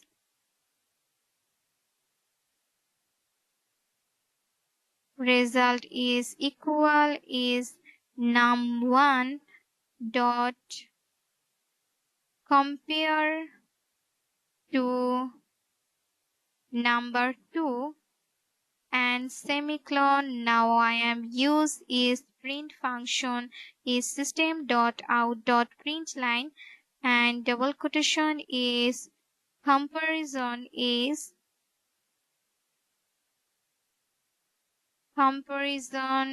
result and is use plus sign and result. In this code, import the integer Wrapper class, create a Wrapper object, converts into a primitive and demonstrate the use of wrapper method. So let me run this code, and as you can see, the comparison result is -1. So in this wrapper classes offer benefits like allowing primitive types to be used as object and providing useful method for data manipulation. So wrapper classes are an essential part of Java, enabling you to work with primitive data types in an object-oriented way. So thank you for joining us in this exploration of wrapper classes in Java. So practice using wrapper classes in your programs to take full advantage of their capabilities. Until next time, and happy coding. Hello everyone, welcome to this new video tutorial on regular expression in Java. In this video, we will delve into the world of regular expression, a powerful tool for pattern matching and text manipulation.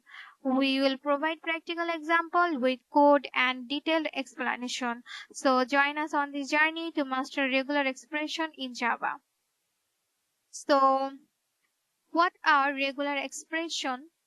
Now in Java, regular expression or regex are X are patterns that describe sets of strings. They are used for searching, matching, and manipulating text. Regex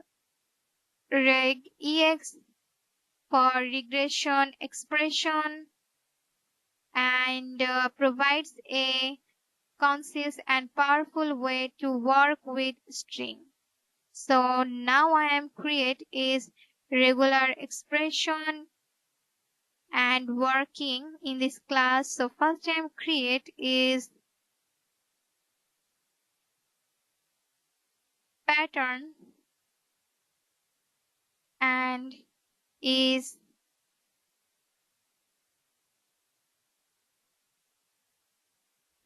pattern and equal new and not new is use is pattern and dot compile and use is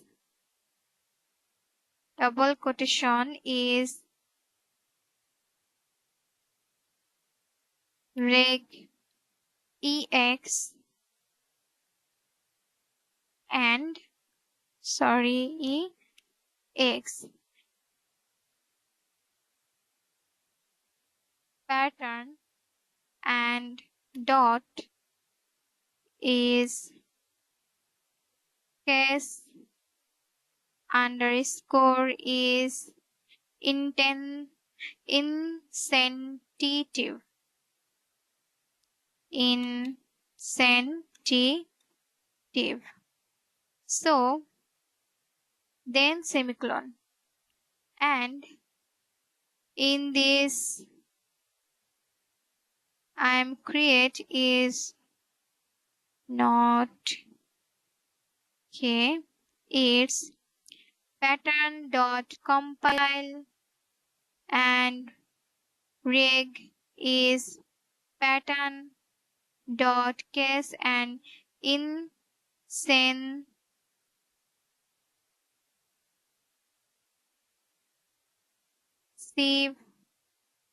Okay, it is now I am again create in this line is dot case and then semicolon, and now I am use is mature and mature is equal is pattern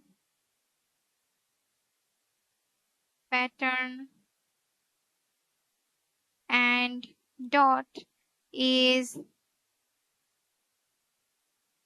mature and input is double quotation is regular. Regular is expression and then semicolon. And now I am use is boolean function is boolean and match found and equal is matcher dot find and semicolon. And now I am use is if statement is match found and double quotation use is system dot out dot println and message is match not found. And now I am use is else statement and its is system dot out dot println and match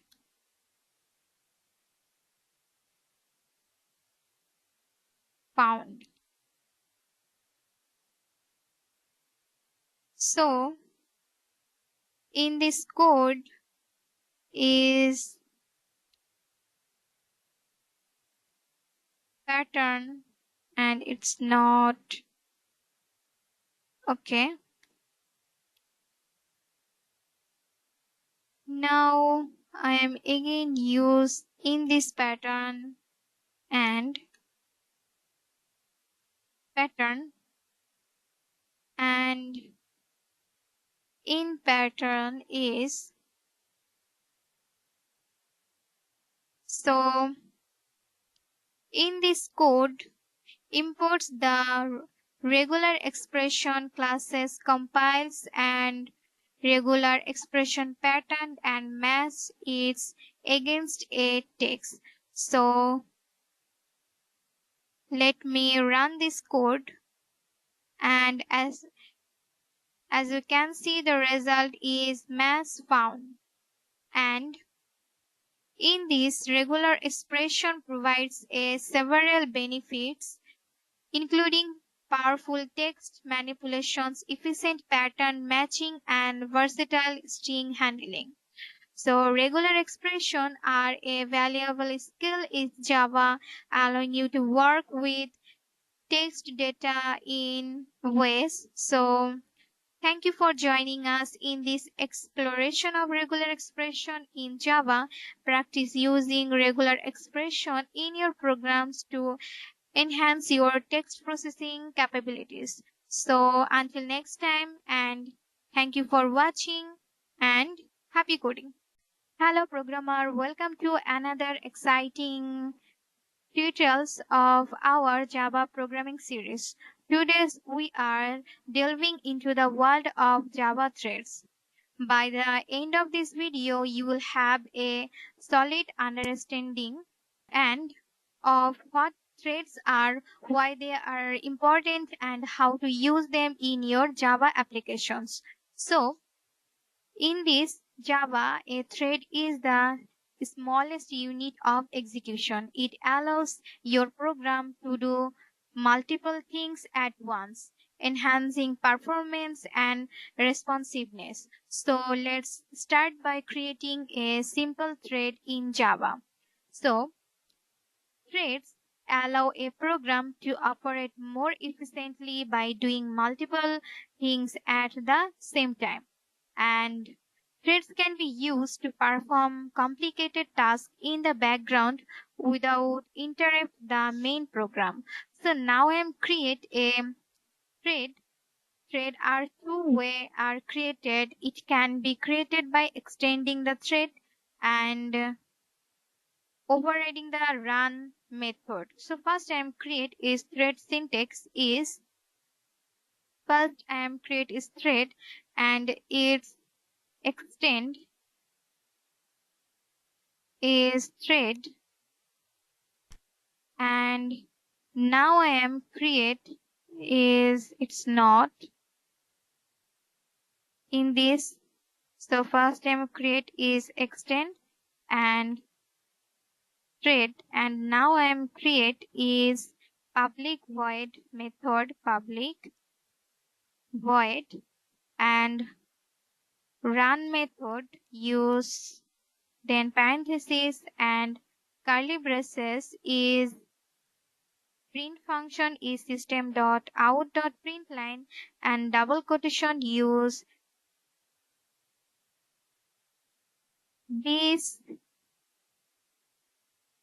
code is running in a thread. Okay, this is a thread sentence. So now I am create is main function you implements thread. So it is used is running method if the class implements the runnable interface. The thread can be run by passing an instance of the class to a thread objects constructor and the calling the threads start method. I'm use is start method. So first time create is threads implements is runnable. So now I am create is public static void main function inside is first I am create is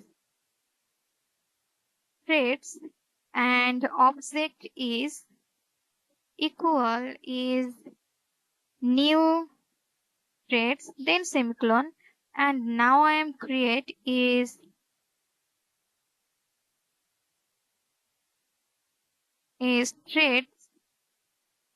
thread and use thread function and equal is new and thread object then threads and object then semicolon, and now in this program I am call is thread dot start method then semicolon, and I am use is print function is system dot out dot println, and double quotation is this code is outside of the thread, and I am use is public void method is public and void then run method use then curly braces is system dot out dot println, and I am use is double quotation and message is this code is running in a thread. Okay, now in this code is save, okay, and run. As you can see, the result is printed. So this code is outside of the thread and this code is running in a thread, and this is a thread implements for runnable method, and that our exploration of Java threads, we are covered the basic creating method using the runnable interface, thread synchronization, and discussed thread state and lifecycle. So thank you for joining me today. If you found this video helpful, please like, subscribe, and share it with others who are learning Java. they stay tuned for more exciting Java tutorials in the future. So thank you for watching and happy coding. Hello everyone, welcome to this comprehensive tutorial on Java Lamberts. In this video, we'll explore the world of functional programming in Java through the expressive and conscious syntax of Lambdas. Will provide practical example with code and detailed explanation. So join us this in tutorial. So Lambdas are a powerful feature introduced in Java 8, allowing you to write more readable and expressive code. What are lambdas? In Java, a lambda expression is a concise way to represent an animal's function, basically a block of code that can be passed around. Now, I am using lambdas and interface. Lambdas are often used with functional interface. Let's say we have a functional interface is my function interface. So now I am create is interface and my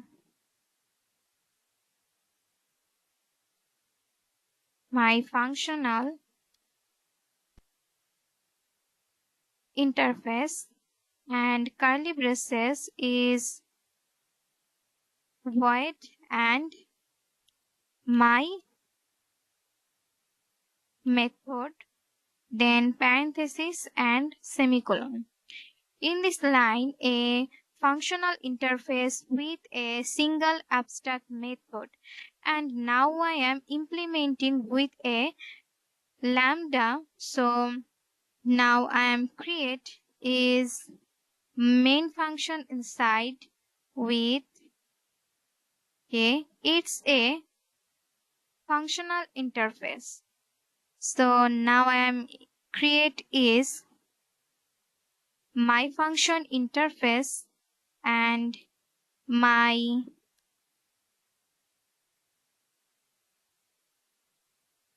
lambda and is equal is parenthesis and this sign, and now create is system dot out dot println and is use is double quotation is hello from lambda. So in this code is implementing with lambda for expression replace the need for an explicit implementation. And now I am executing the lambda. We can execute the lambda for use is my lambda dot is my method. So in this my method, this line call the my method defined by the lambda expression, and now I am create is lambda with parameter.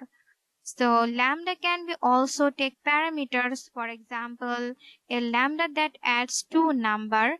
So in these two numbers and it's lambda using in collection lambda sign when working the collection. Let's say you have a list of string and now I am create is list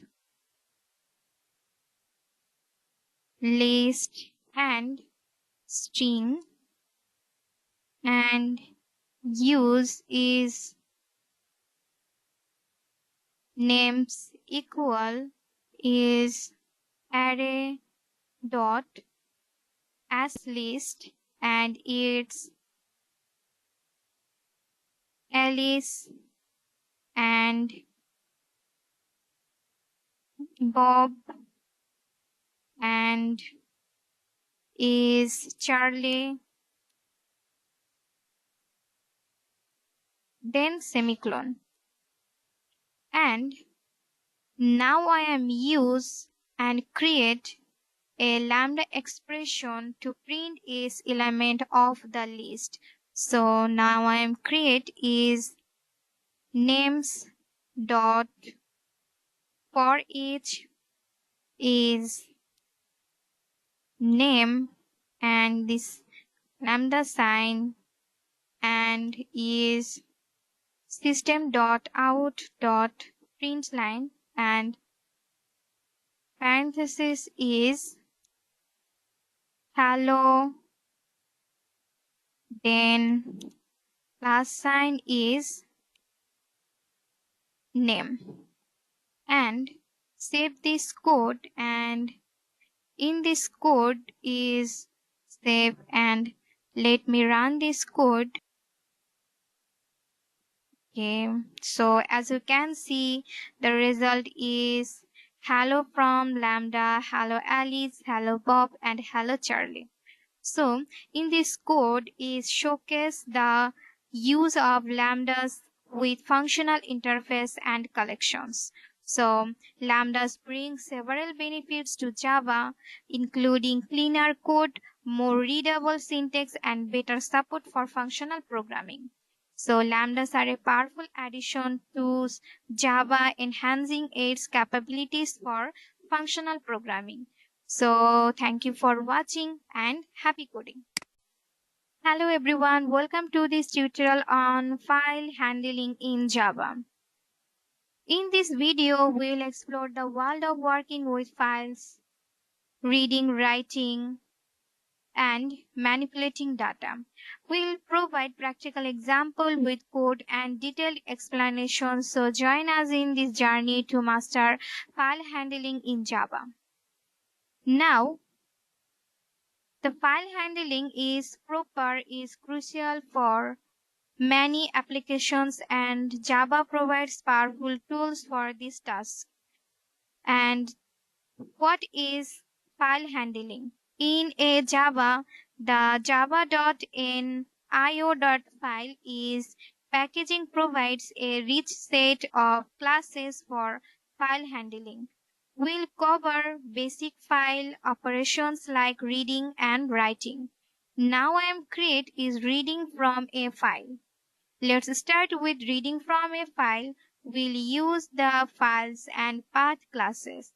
This is a import for Java IO expression and file path, paths and list.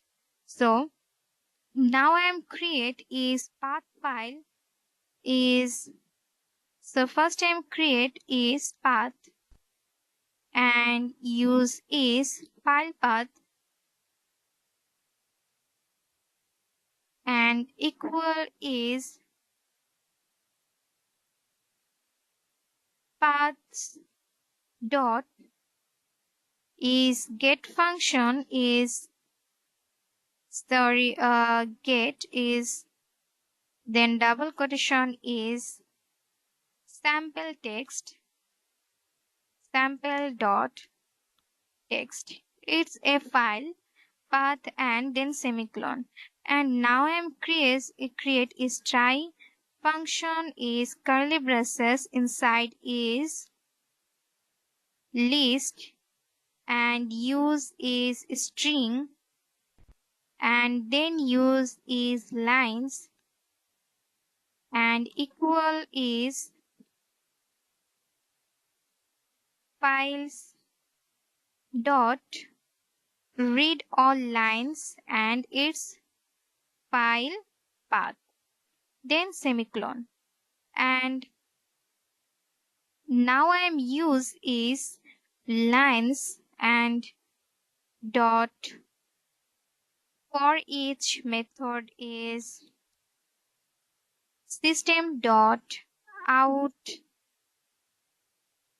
It's not clean property. Its use is system dot out and use is print line, then semicolon. And now I am use its cast method, and use is IO expression, and expression is E. Then is open curly braces, and I am create is E dot print stack trace function. And this code is reads all lines from the file of sample docs text and print them to the console. Okay, so save and run. As you can see, the file is printed. File line is sample.txt. And in this tutorial, I am create again is writing file. So now I am use, first I am create is main function inside is path, and use file path, and equal is paths dot get method, and use is output dot text, then semicolon. And now I am use is list method is list, and use string, then I am use is content, and equal is arrays dot as list, and create is hello, and use is again, then Java file handling, then semicolon. And I am now use is try method, then open curly braces is files dot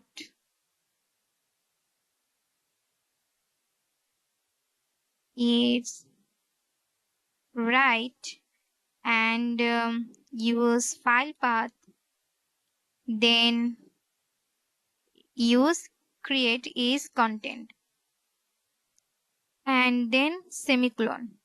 And now I am use is print function is system dot out dot print line, and use is create is data, and return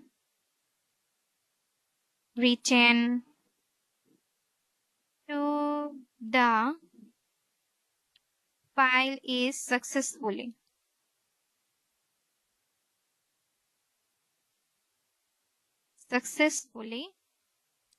and semicolon. And now I am use is catch function is, then create is IO expression dot and E, then again open curly braces is E dot print stack trace method, and then semicolon. And in this code, write a list of string to the file output.txt, and let me run this code. Okay. As you can see, the result is data written to the file successfully. And in this video is file handling is essential for data storage, retell and manipulation. It ensures the integrity and security of your data. File handling is a fundamental skill for Java developer, and mastering these operations is crucial for building robust applications. So thank you for joining us in this tutorial, and happy coding. Hello everyone, welcome to this video in a file deletion in Java. In this video, we will explore the process of deleting file using Java, including the necessary classes and methods.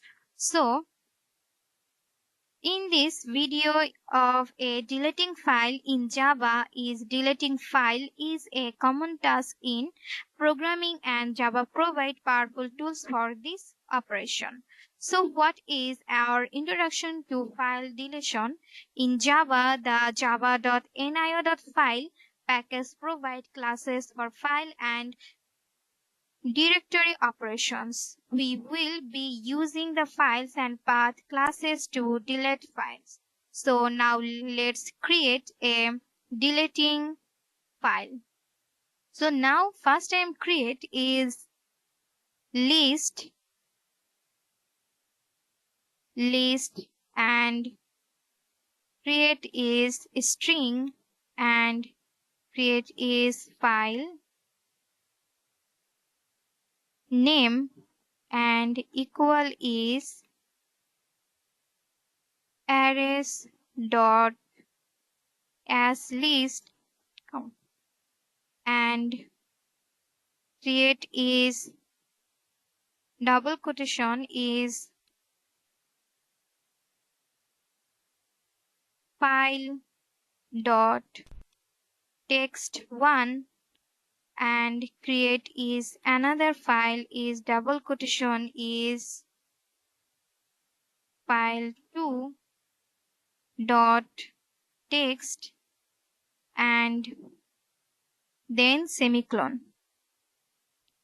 And now I am create is for loop is use for and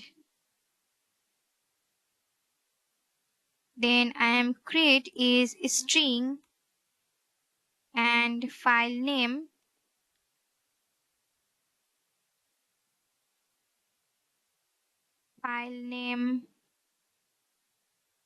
and its file names and its is file name. Then I am create is file names. So and open curly braces is path and file path is equal is paths and get and URL is file name, then semicolon. And now I am use is try block and curly braces and use is files dot is create is delete path and is file and path and then create and use system dot out dot print line and is double quotation is file and use is plus sign and file name is file name and plus sign again and it's again double quotation and use deleted successfully.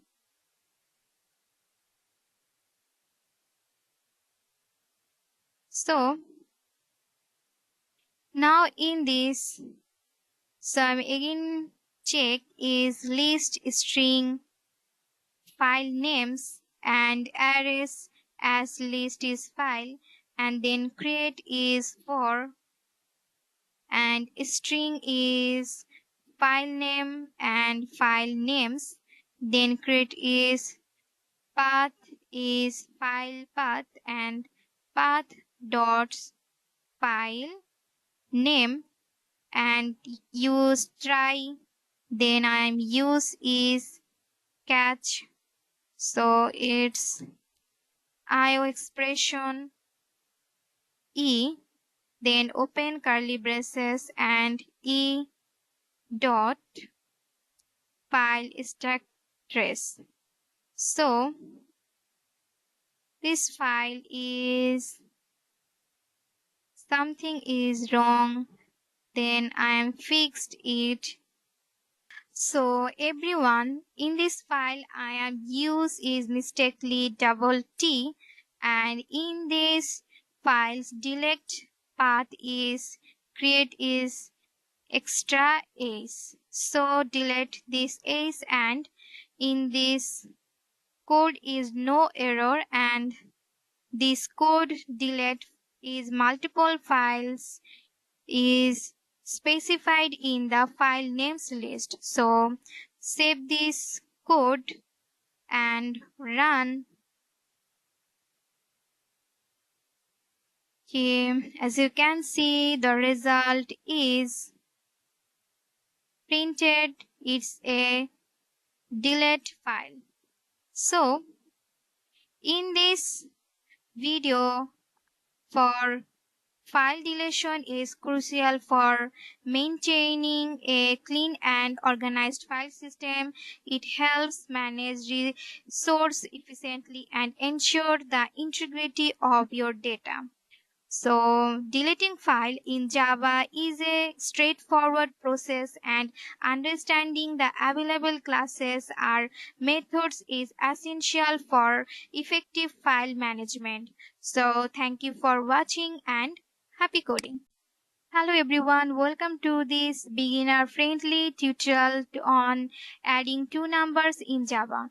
In this video, we'll go through a simple Java program that takes two numbers as input, adds them, and display the result. You will provide practical example with code and detailed explanation. So join us in this tutorial, the basic of Java programming. The basic of Java programming, this is a fundamental skill for any Java programmer, and we will make it easy for you. So, introduction to adding two numbers. In Java, adding two numbers involves taking user input, performing the addition operation, and displaying the result. We will use the scanner class for input and the basic arithmetic operations for addition. So now I'm create is to add numbers are in main function inside is first time create is scanner dot scanner is equal new scanner, and its is system dot in, then semicolon, and now I am create is system dot out dot println, and create double quotation is enter the first number,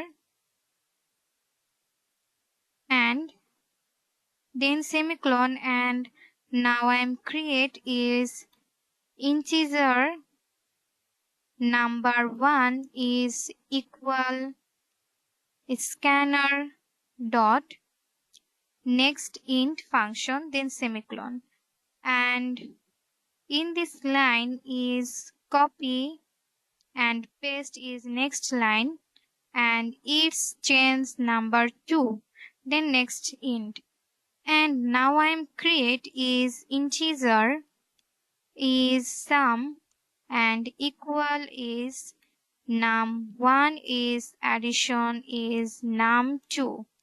Then semicolon, and now I'm create is system method dot out dot println, and then the sum of and is addition sign is number 1 and addition sign is double quotation is and is addition is num2, then plus sign, and again create is double quotation is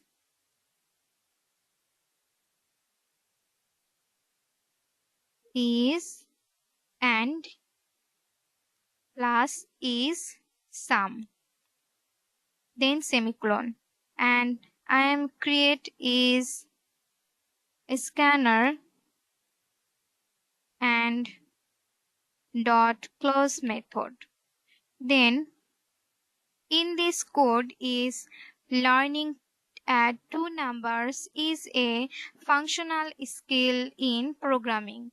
It sets the stage for more complex mathematical operations and is essential for building various applications. So in this code, for import the scan class to take user input and import the scanner object name is scanner to read input from the console, and the system dot out println is we promote the user to enter the first and second numbers, and last is use scanner dot next int function to read integer input from the user, and last one we print the result using the system.out.println. So save this code. Let me run this code. Is as you can see the result, first number is 10, enter is second number is 20, then the sum is 30. So in this code we are just learned how to add two numbers in Java. Keep practicing and exploring more aspects of Java programming. So thank you for joining us in this tutorial on adding two numbers in Java. If you found this helpful, don't forget to like, subscribe and share. So again, thank you for watching. Hello everyone, welcome to this tutorial on counting words in Java. In this video, we'll explore a Java program that analyzes text input and counts the number of words, and practice and example with code and detailed explanation. So join us this in journey of Java programming skill. So in Java, counting words involves breaking down on a text into individual words and then determining the total count.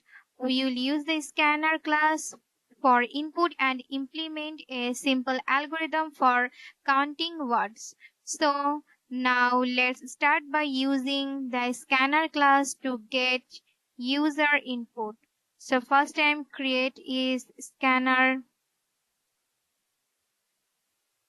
and scanner is equal is new scanner and its system dot in, then semicolon, and now I am use is print section is system dot out dot println, and double quotation is enter a sentence or paragraph. Now I am create is string function is string, and input text is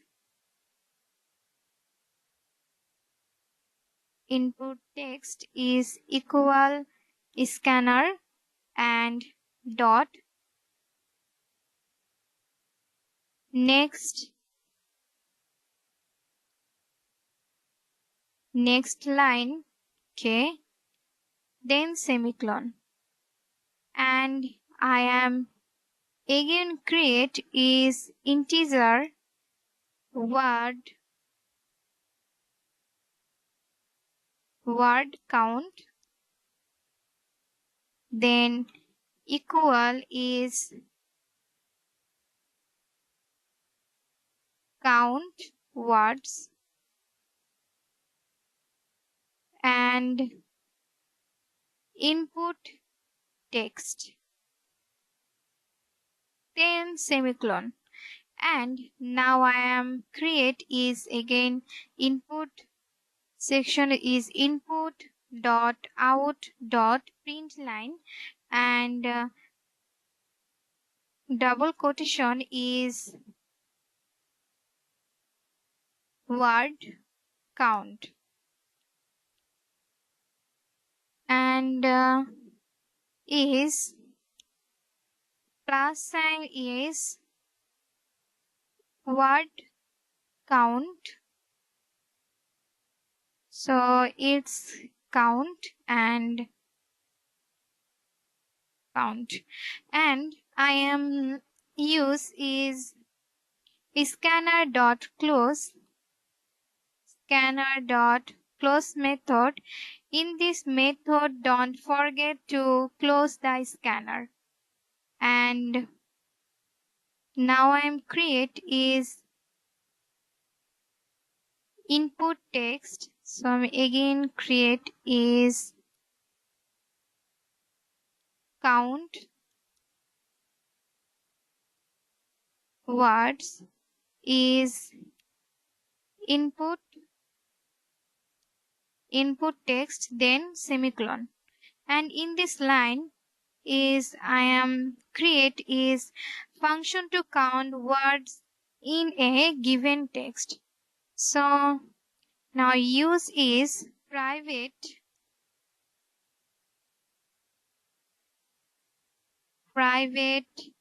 static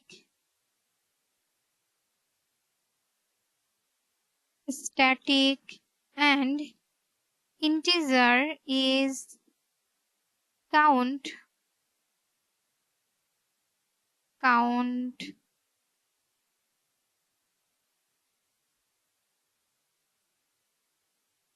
words, and parenthesis is string and text.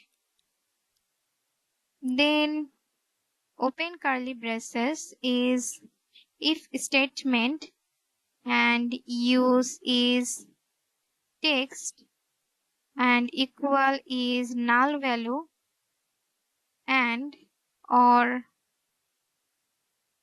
text dot is empty,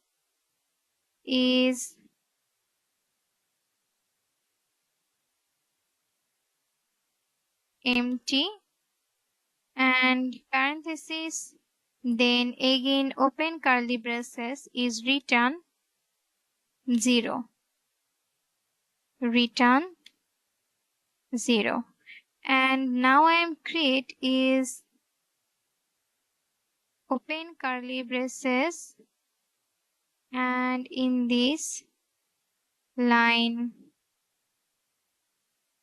okay, and it's not. Then I'm create is this, and it's in curly braces, and now, okay, this line is not. So now I am use is string, and it's string, and third bracket is words is equal is text dot split, and double quotation is double forward slash and string s and plus, then semicolon. And now in this, split the text into words using white space as the delimiter. Then I am in this line is create is written and words dot length and semicolon. And now I am create is this line and curly braces. So in this program, and is first I am create is scanner close to read a line of text from the user, and we call the count words function passing the user input as argument. And I am the word count words function split the text into an array of words using white space as the delimiter. So we print the count of word using system.out.println and save this code, and let me run this code. Okay. As you can see, the result is enter a sentence or paragraph is hello count words and enter. The word count is 3. So in this topic is count words is a common task in text processing. It's essential for applications like word processor, search engine, and text analytic. So you are just learned how to count word in Java. This skill is a valuable addition in your programming toolkit. So thank you for watching and happy coding. Hello everyone, welcome to this Java programming tutorial on reversing a string. We will delve into a Java program that takes a string at input and outputs its reverse. We will provide practical example with code and detailed explanations. So join us on this journey to enhance your Java programming skills. So Java reversing a string is a common task in programming, and understanding how to do it is fundamental. So introduction to string reversal is a Java reversing a string involves manipulating its character to produce the reverse order.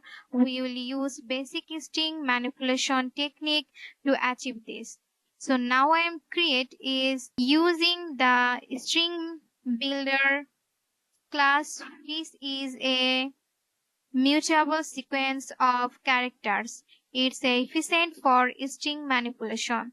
So first time create is scanner and again scanner is equal is new scanner and its string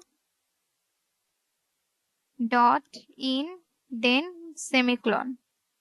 And now I am use is system method system dot out dot println and double quotation use enter a string, and I am use is string and input string and equal is scanner dot next line and semicolon. Now I am create is its string. Create is string and reversed string. Reversed string is equal is reverse and string.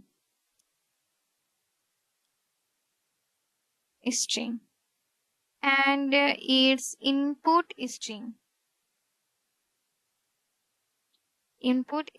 Then semicolon.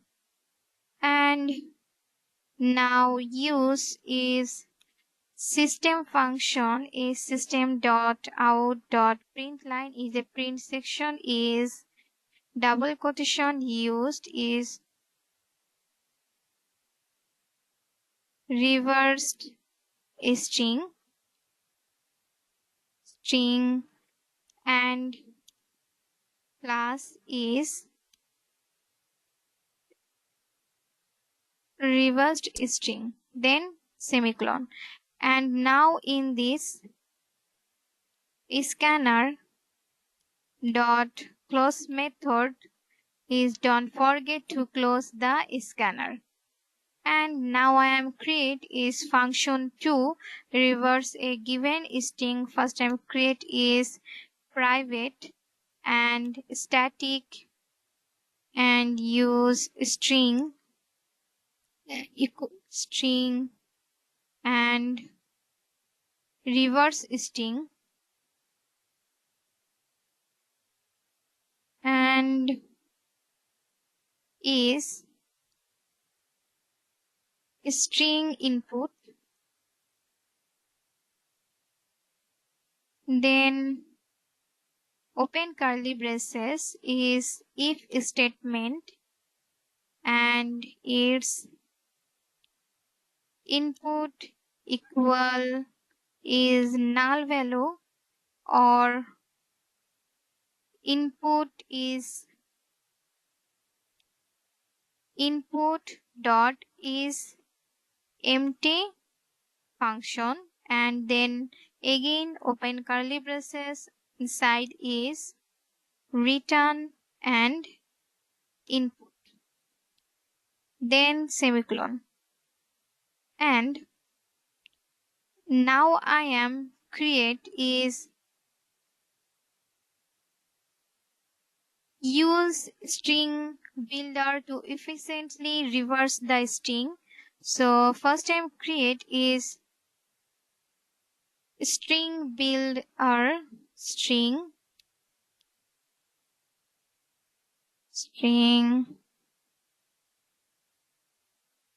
builder and use is reversed is equal new string builders is input and dot is reverse function and its create is return and is reversed dot to string function and semicolon. And in this program we use the scanner class to read a line of text from the user, and now we call is reverse string function passing the user input as an argument. The reverse string functions use a string builder, its string builder to efficiently reverse the string. We print the reverse string is system.out.println, and in this program takes user input, calls a function to reverse the string and then prints the reverse string. Let me run this code, and so nothing is error. Okay, now fixed is string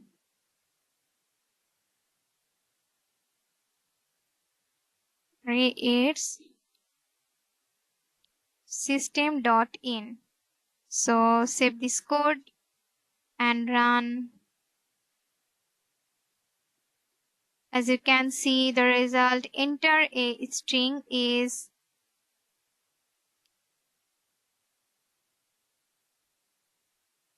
reverse number. Enter is in this result.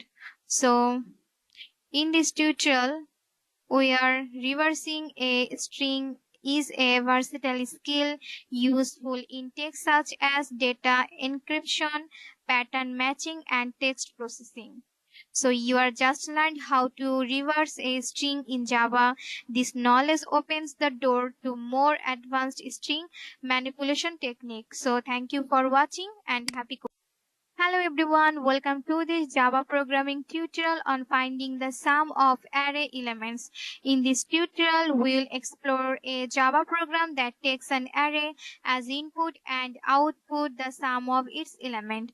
We'll provide practical example with code and detailed explanation. So join us in this journey to enhance your Java programming skill. So introduce to summing array elements. In Java, finding the sum of array elements involve the iterating through the array and accumulating the values. We will use a simple loop to achieve this. So first time create the scanner class. Let's start by using the scanner class to get user input for the array. So first time create is scanner. Scanner is equal new scanner and its system.in, then semicolon. And now I am use the get the size of array is system.out.print and double quotation is use enter the size of the array. And I am create is integer size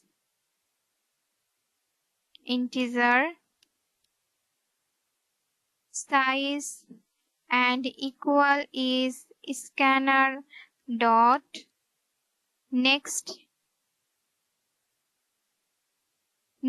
int, then semicolon.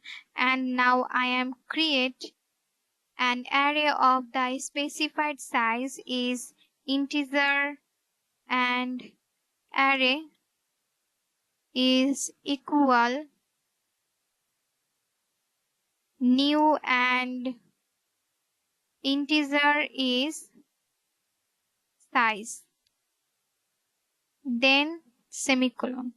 And now I am get elements from the user is first time create is system.out.println and double quotation use is enter the elements of the array. And I am create is for loop. Its initialize is I is equal 0 and I is less than a size and semicolon is I increment. Then curly braces is system.out.println and double quotation is element element and is use plus sign and I plus 1 increment and it's again plus is double quotation use. And now I am is array, use array, and index is I and is equal scanner and dot next int and semicolon. And now I am find and print the sum of the array element is first time create is private, it's return. So now I am create is find element, first time create is integer is sum and equal is find sum and its array, then semicolon. And in this okay in inline, okay, find sum and its call is find sum array, then I am create is system.out.println and double quotation is sum of array element and its use is sum, then semicolon. And create is scanner dot close method. In this method is don't forget to close the scanner. And now I am create is in this method is use. So okay, create is private and static is use integer value and find sum and is its type integer and dex is array and use is curly braces and integer is sum equal 0, then semicolon. And now I am create is iterate through the array and accumulate the sum. First time create is for loop and use is integer value and array. Then again curly braces and its sum equal is value. Then semicolon and its is return value, return is sum, return and sum, then semicolon. And in this total code for first use the scanner class to get the size of the array and its element from the user and create an array of the specific size and use is for loop and to populate the array with user input, and we call the find sum function iterates the through the array and accumulate the sum, and we print the sum using is system.out.println. So let me run this code and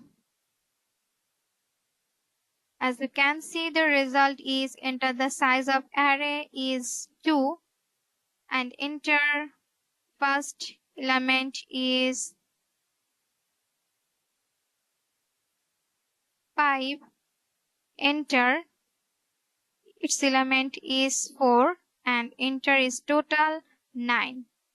And in this tutorial the topic for is array element is understanding how to sum array elements is essential for various applications including data analysis, statistics, and algorithm development. So you just learned how to find the sum of array elements in Java.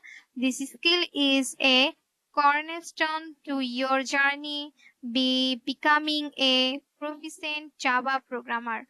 So thank you for watching and happy coding. Hello programmer, welcome to this Java programming tutorial on finding the area of a rectangle. In this video, you will explore a Java program that takes user input for the length and width of a rectangle and calculate its area. We'll provide practical example with code and detailed explanation. So join us on this journey to enhance your Java programming skill. So introduce to area of a rectangle. In Java, calculating the area of a rectangle involves using the formula area equal length into width. We will use the scanner class, take user input and perform the calculation. So let's start by using the scanner class to get user input for the length and width of the rectangle. So first time create is scanner and again scanner is equal new scanner is system dot in and semicolon, and now we get user input for length. So first time create is system dot out dot println and double quotation use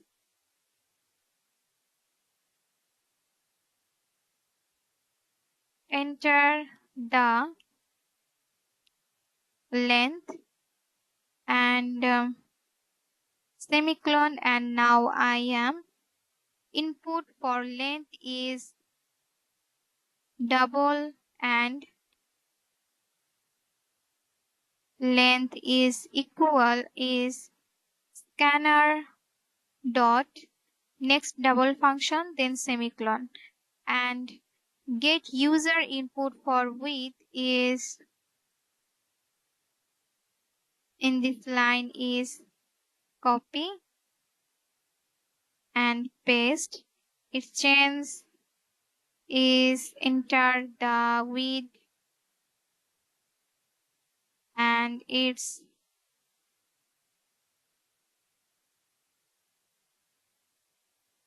and now I am calculate the area of the rectangle is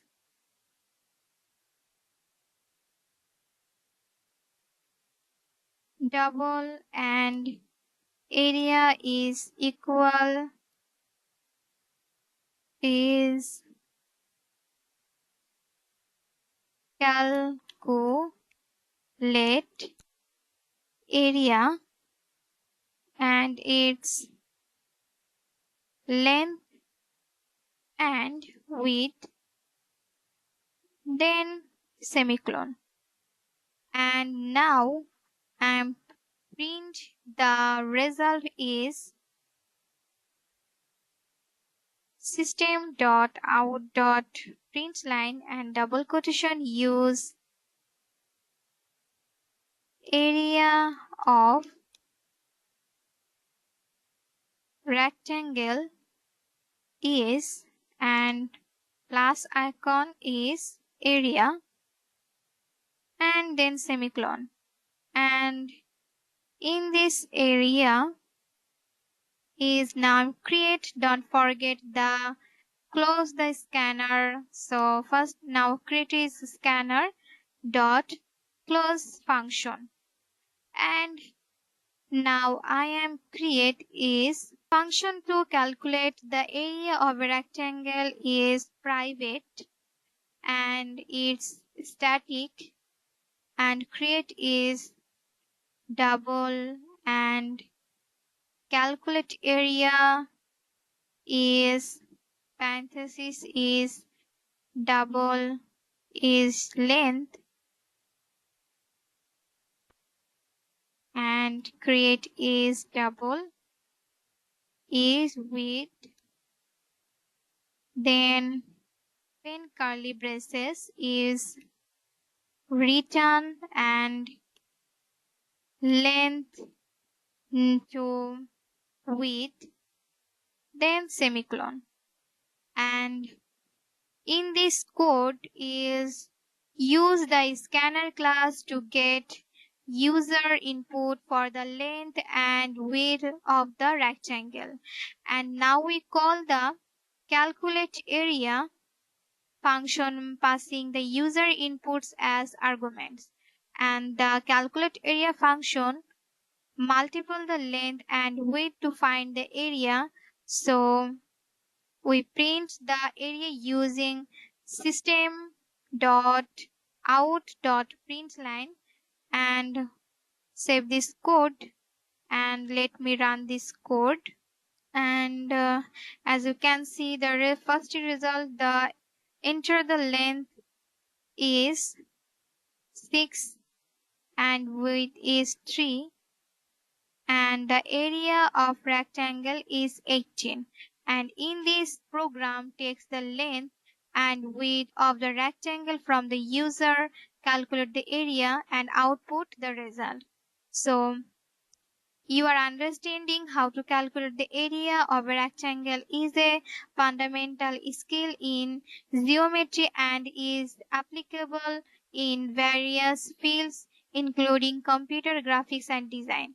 So you are just learned how to calculate the area of a rectangle in Java. So this knowledge will be handy in your programming journey. So thank you for watching and happy coding.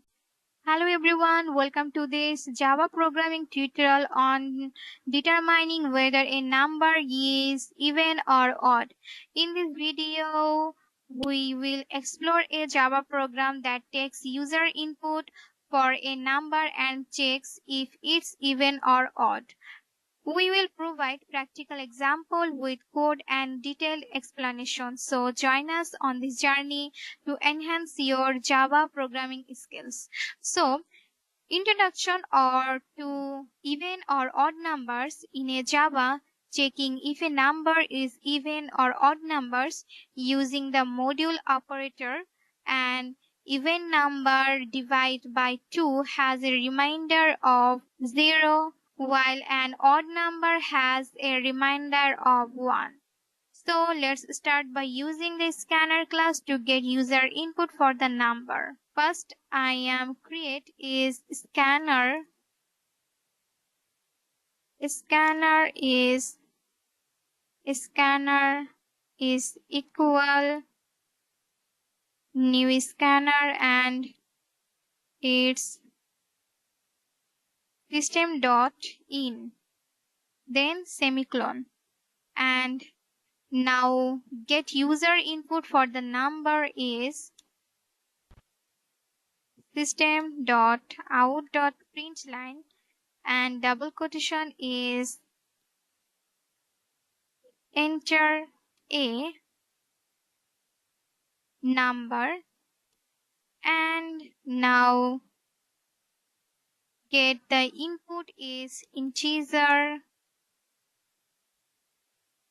number is equal scanner dot next int and semicolon.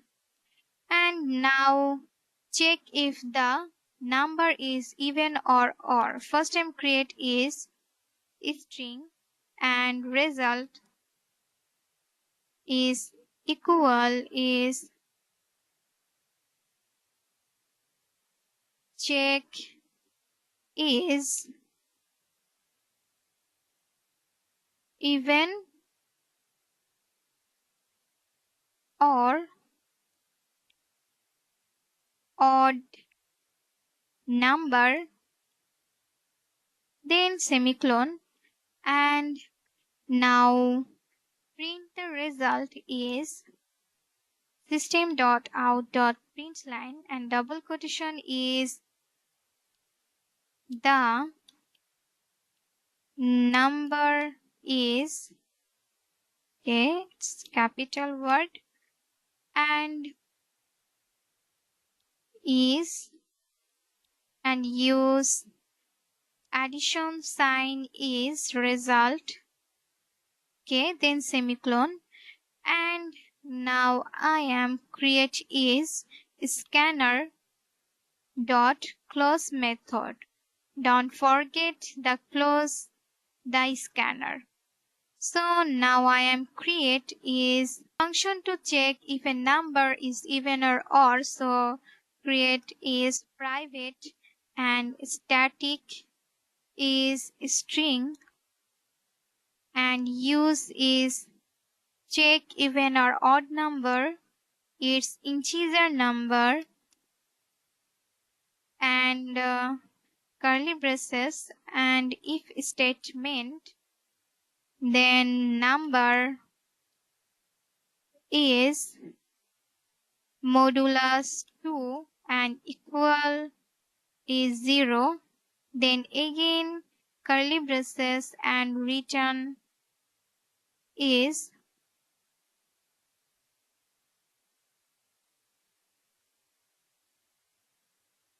even number, and semicolon, and again create is else statement, and curly braces is return is odd number.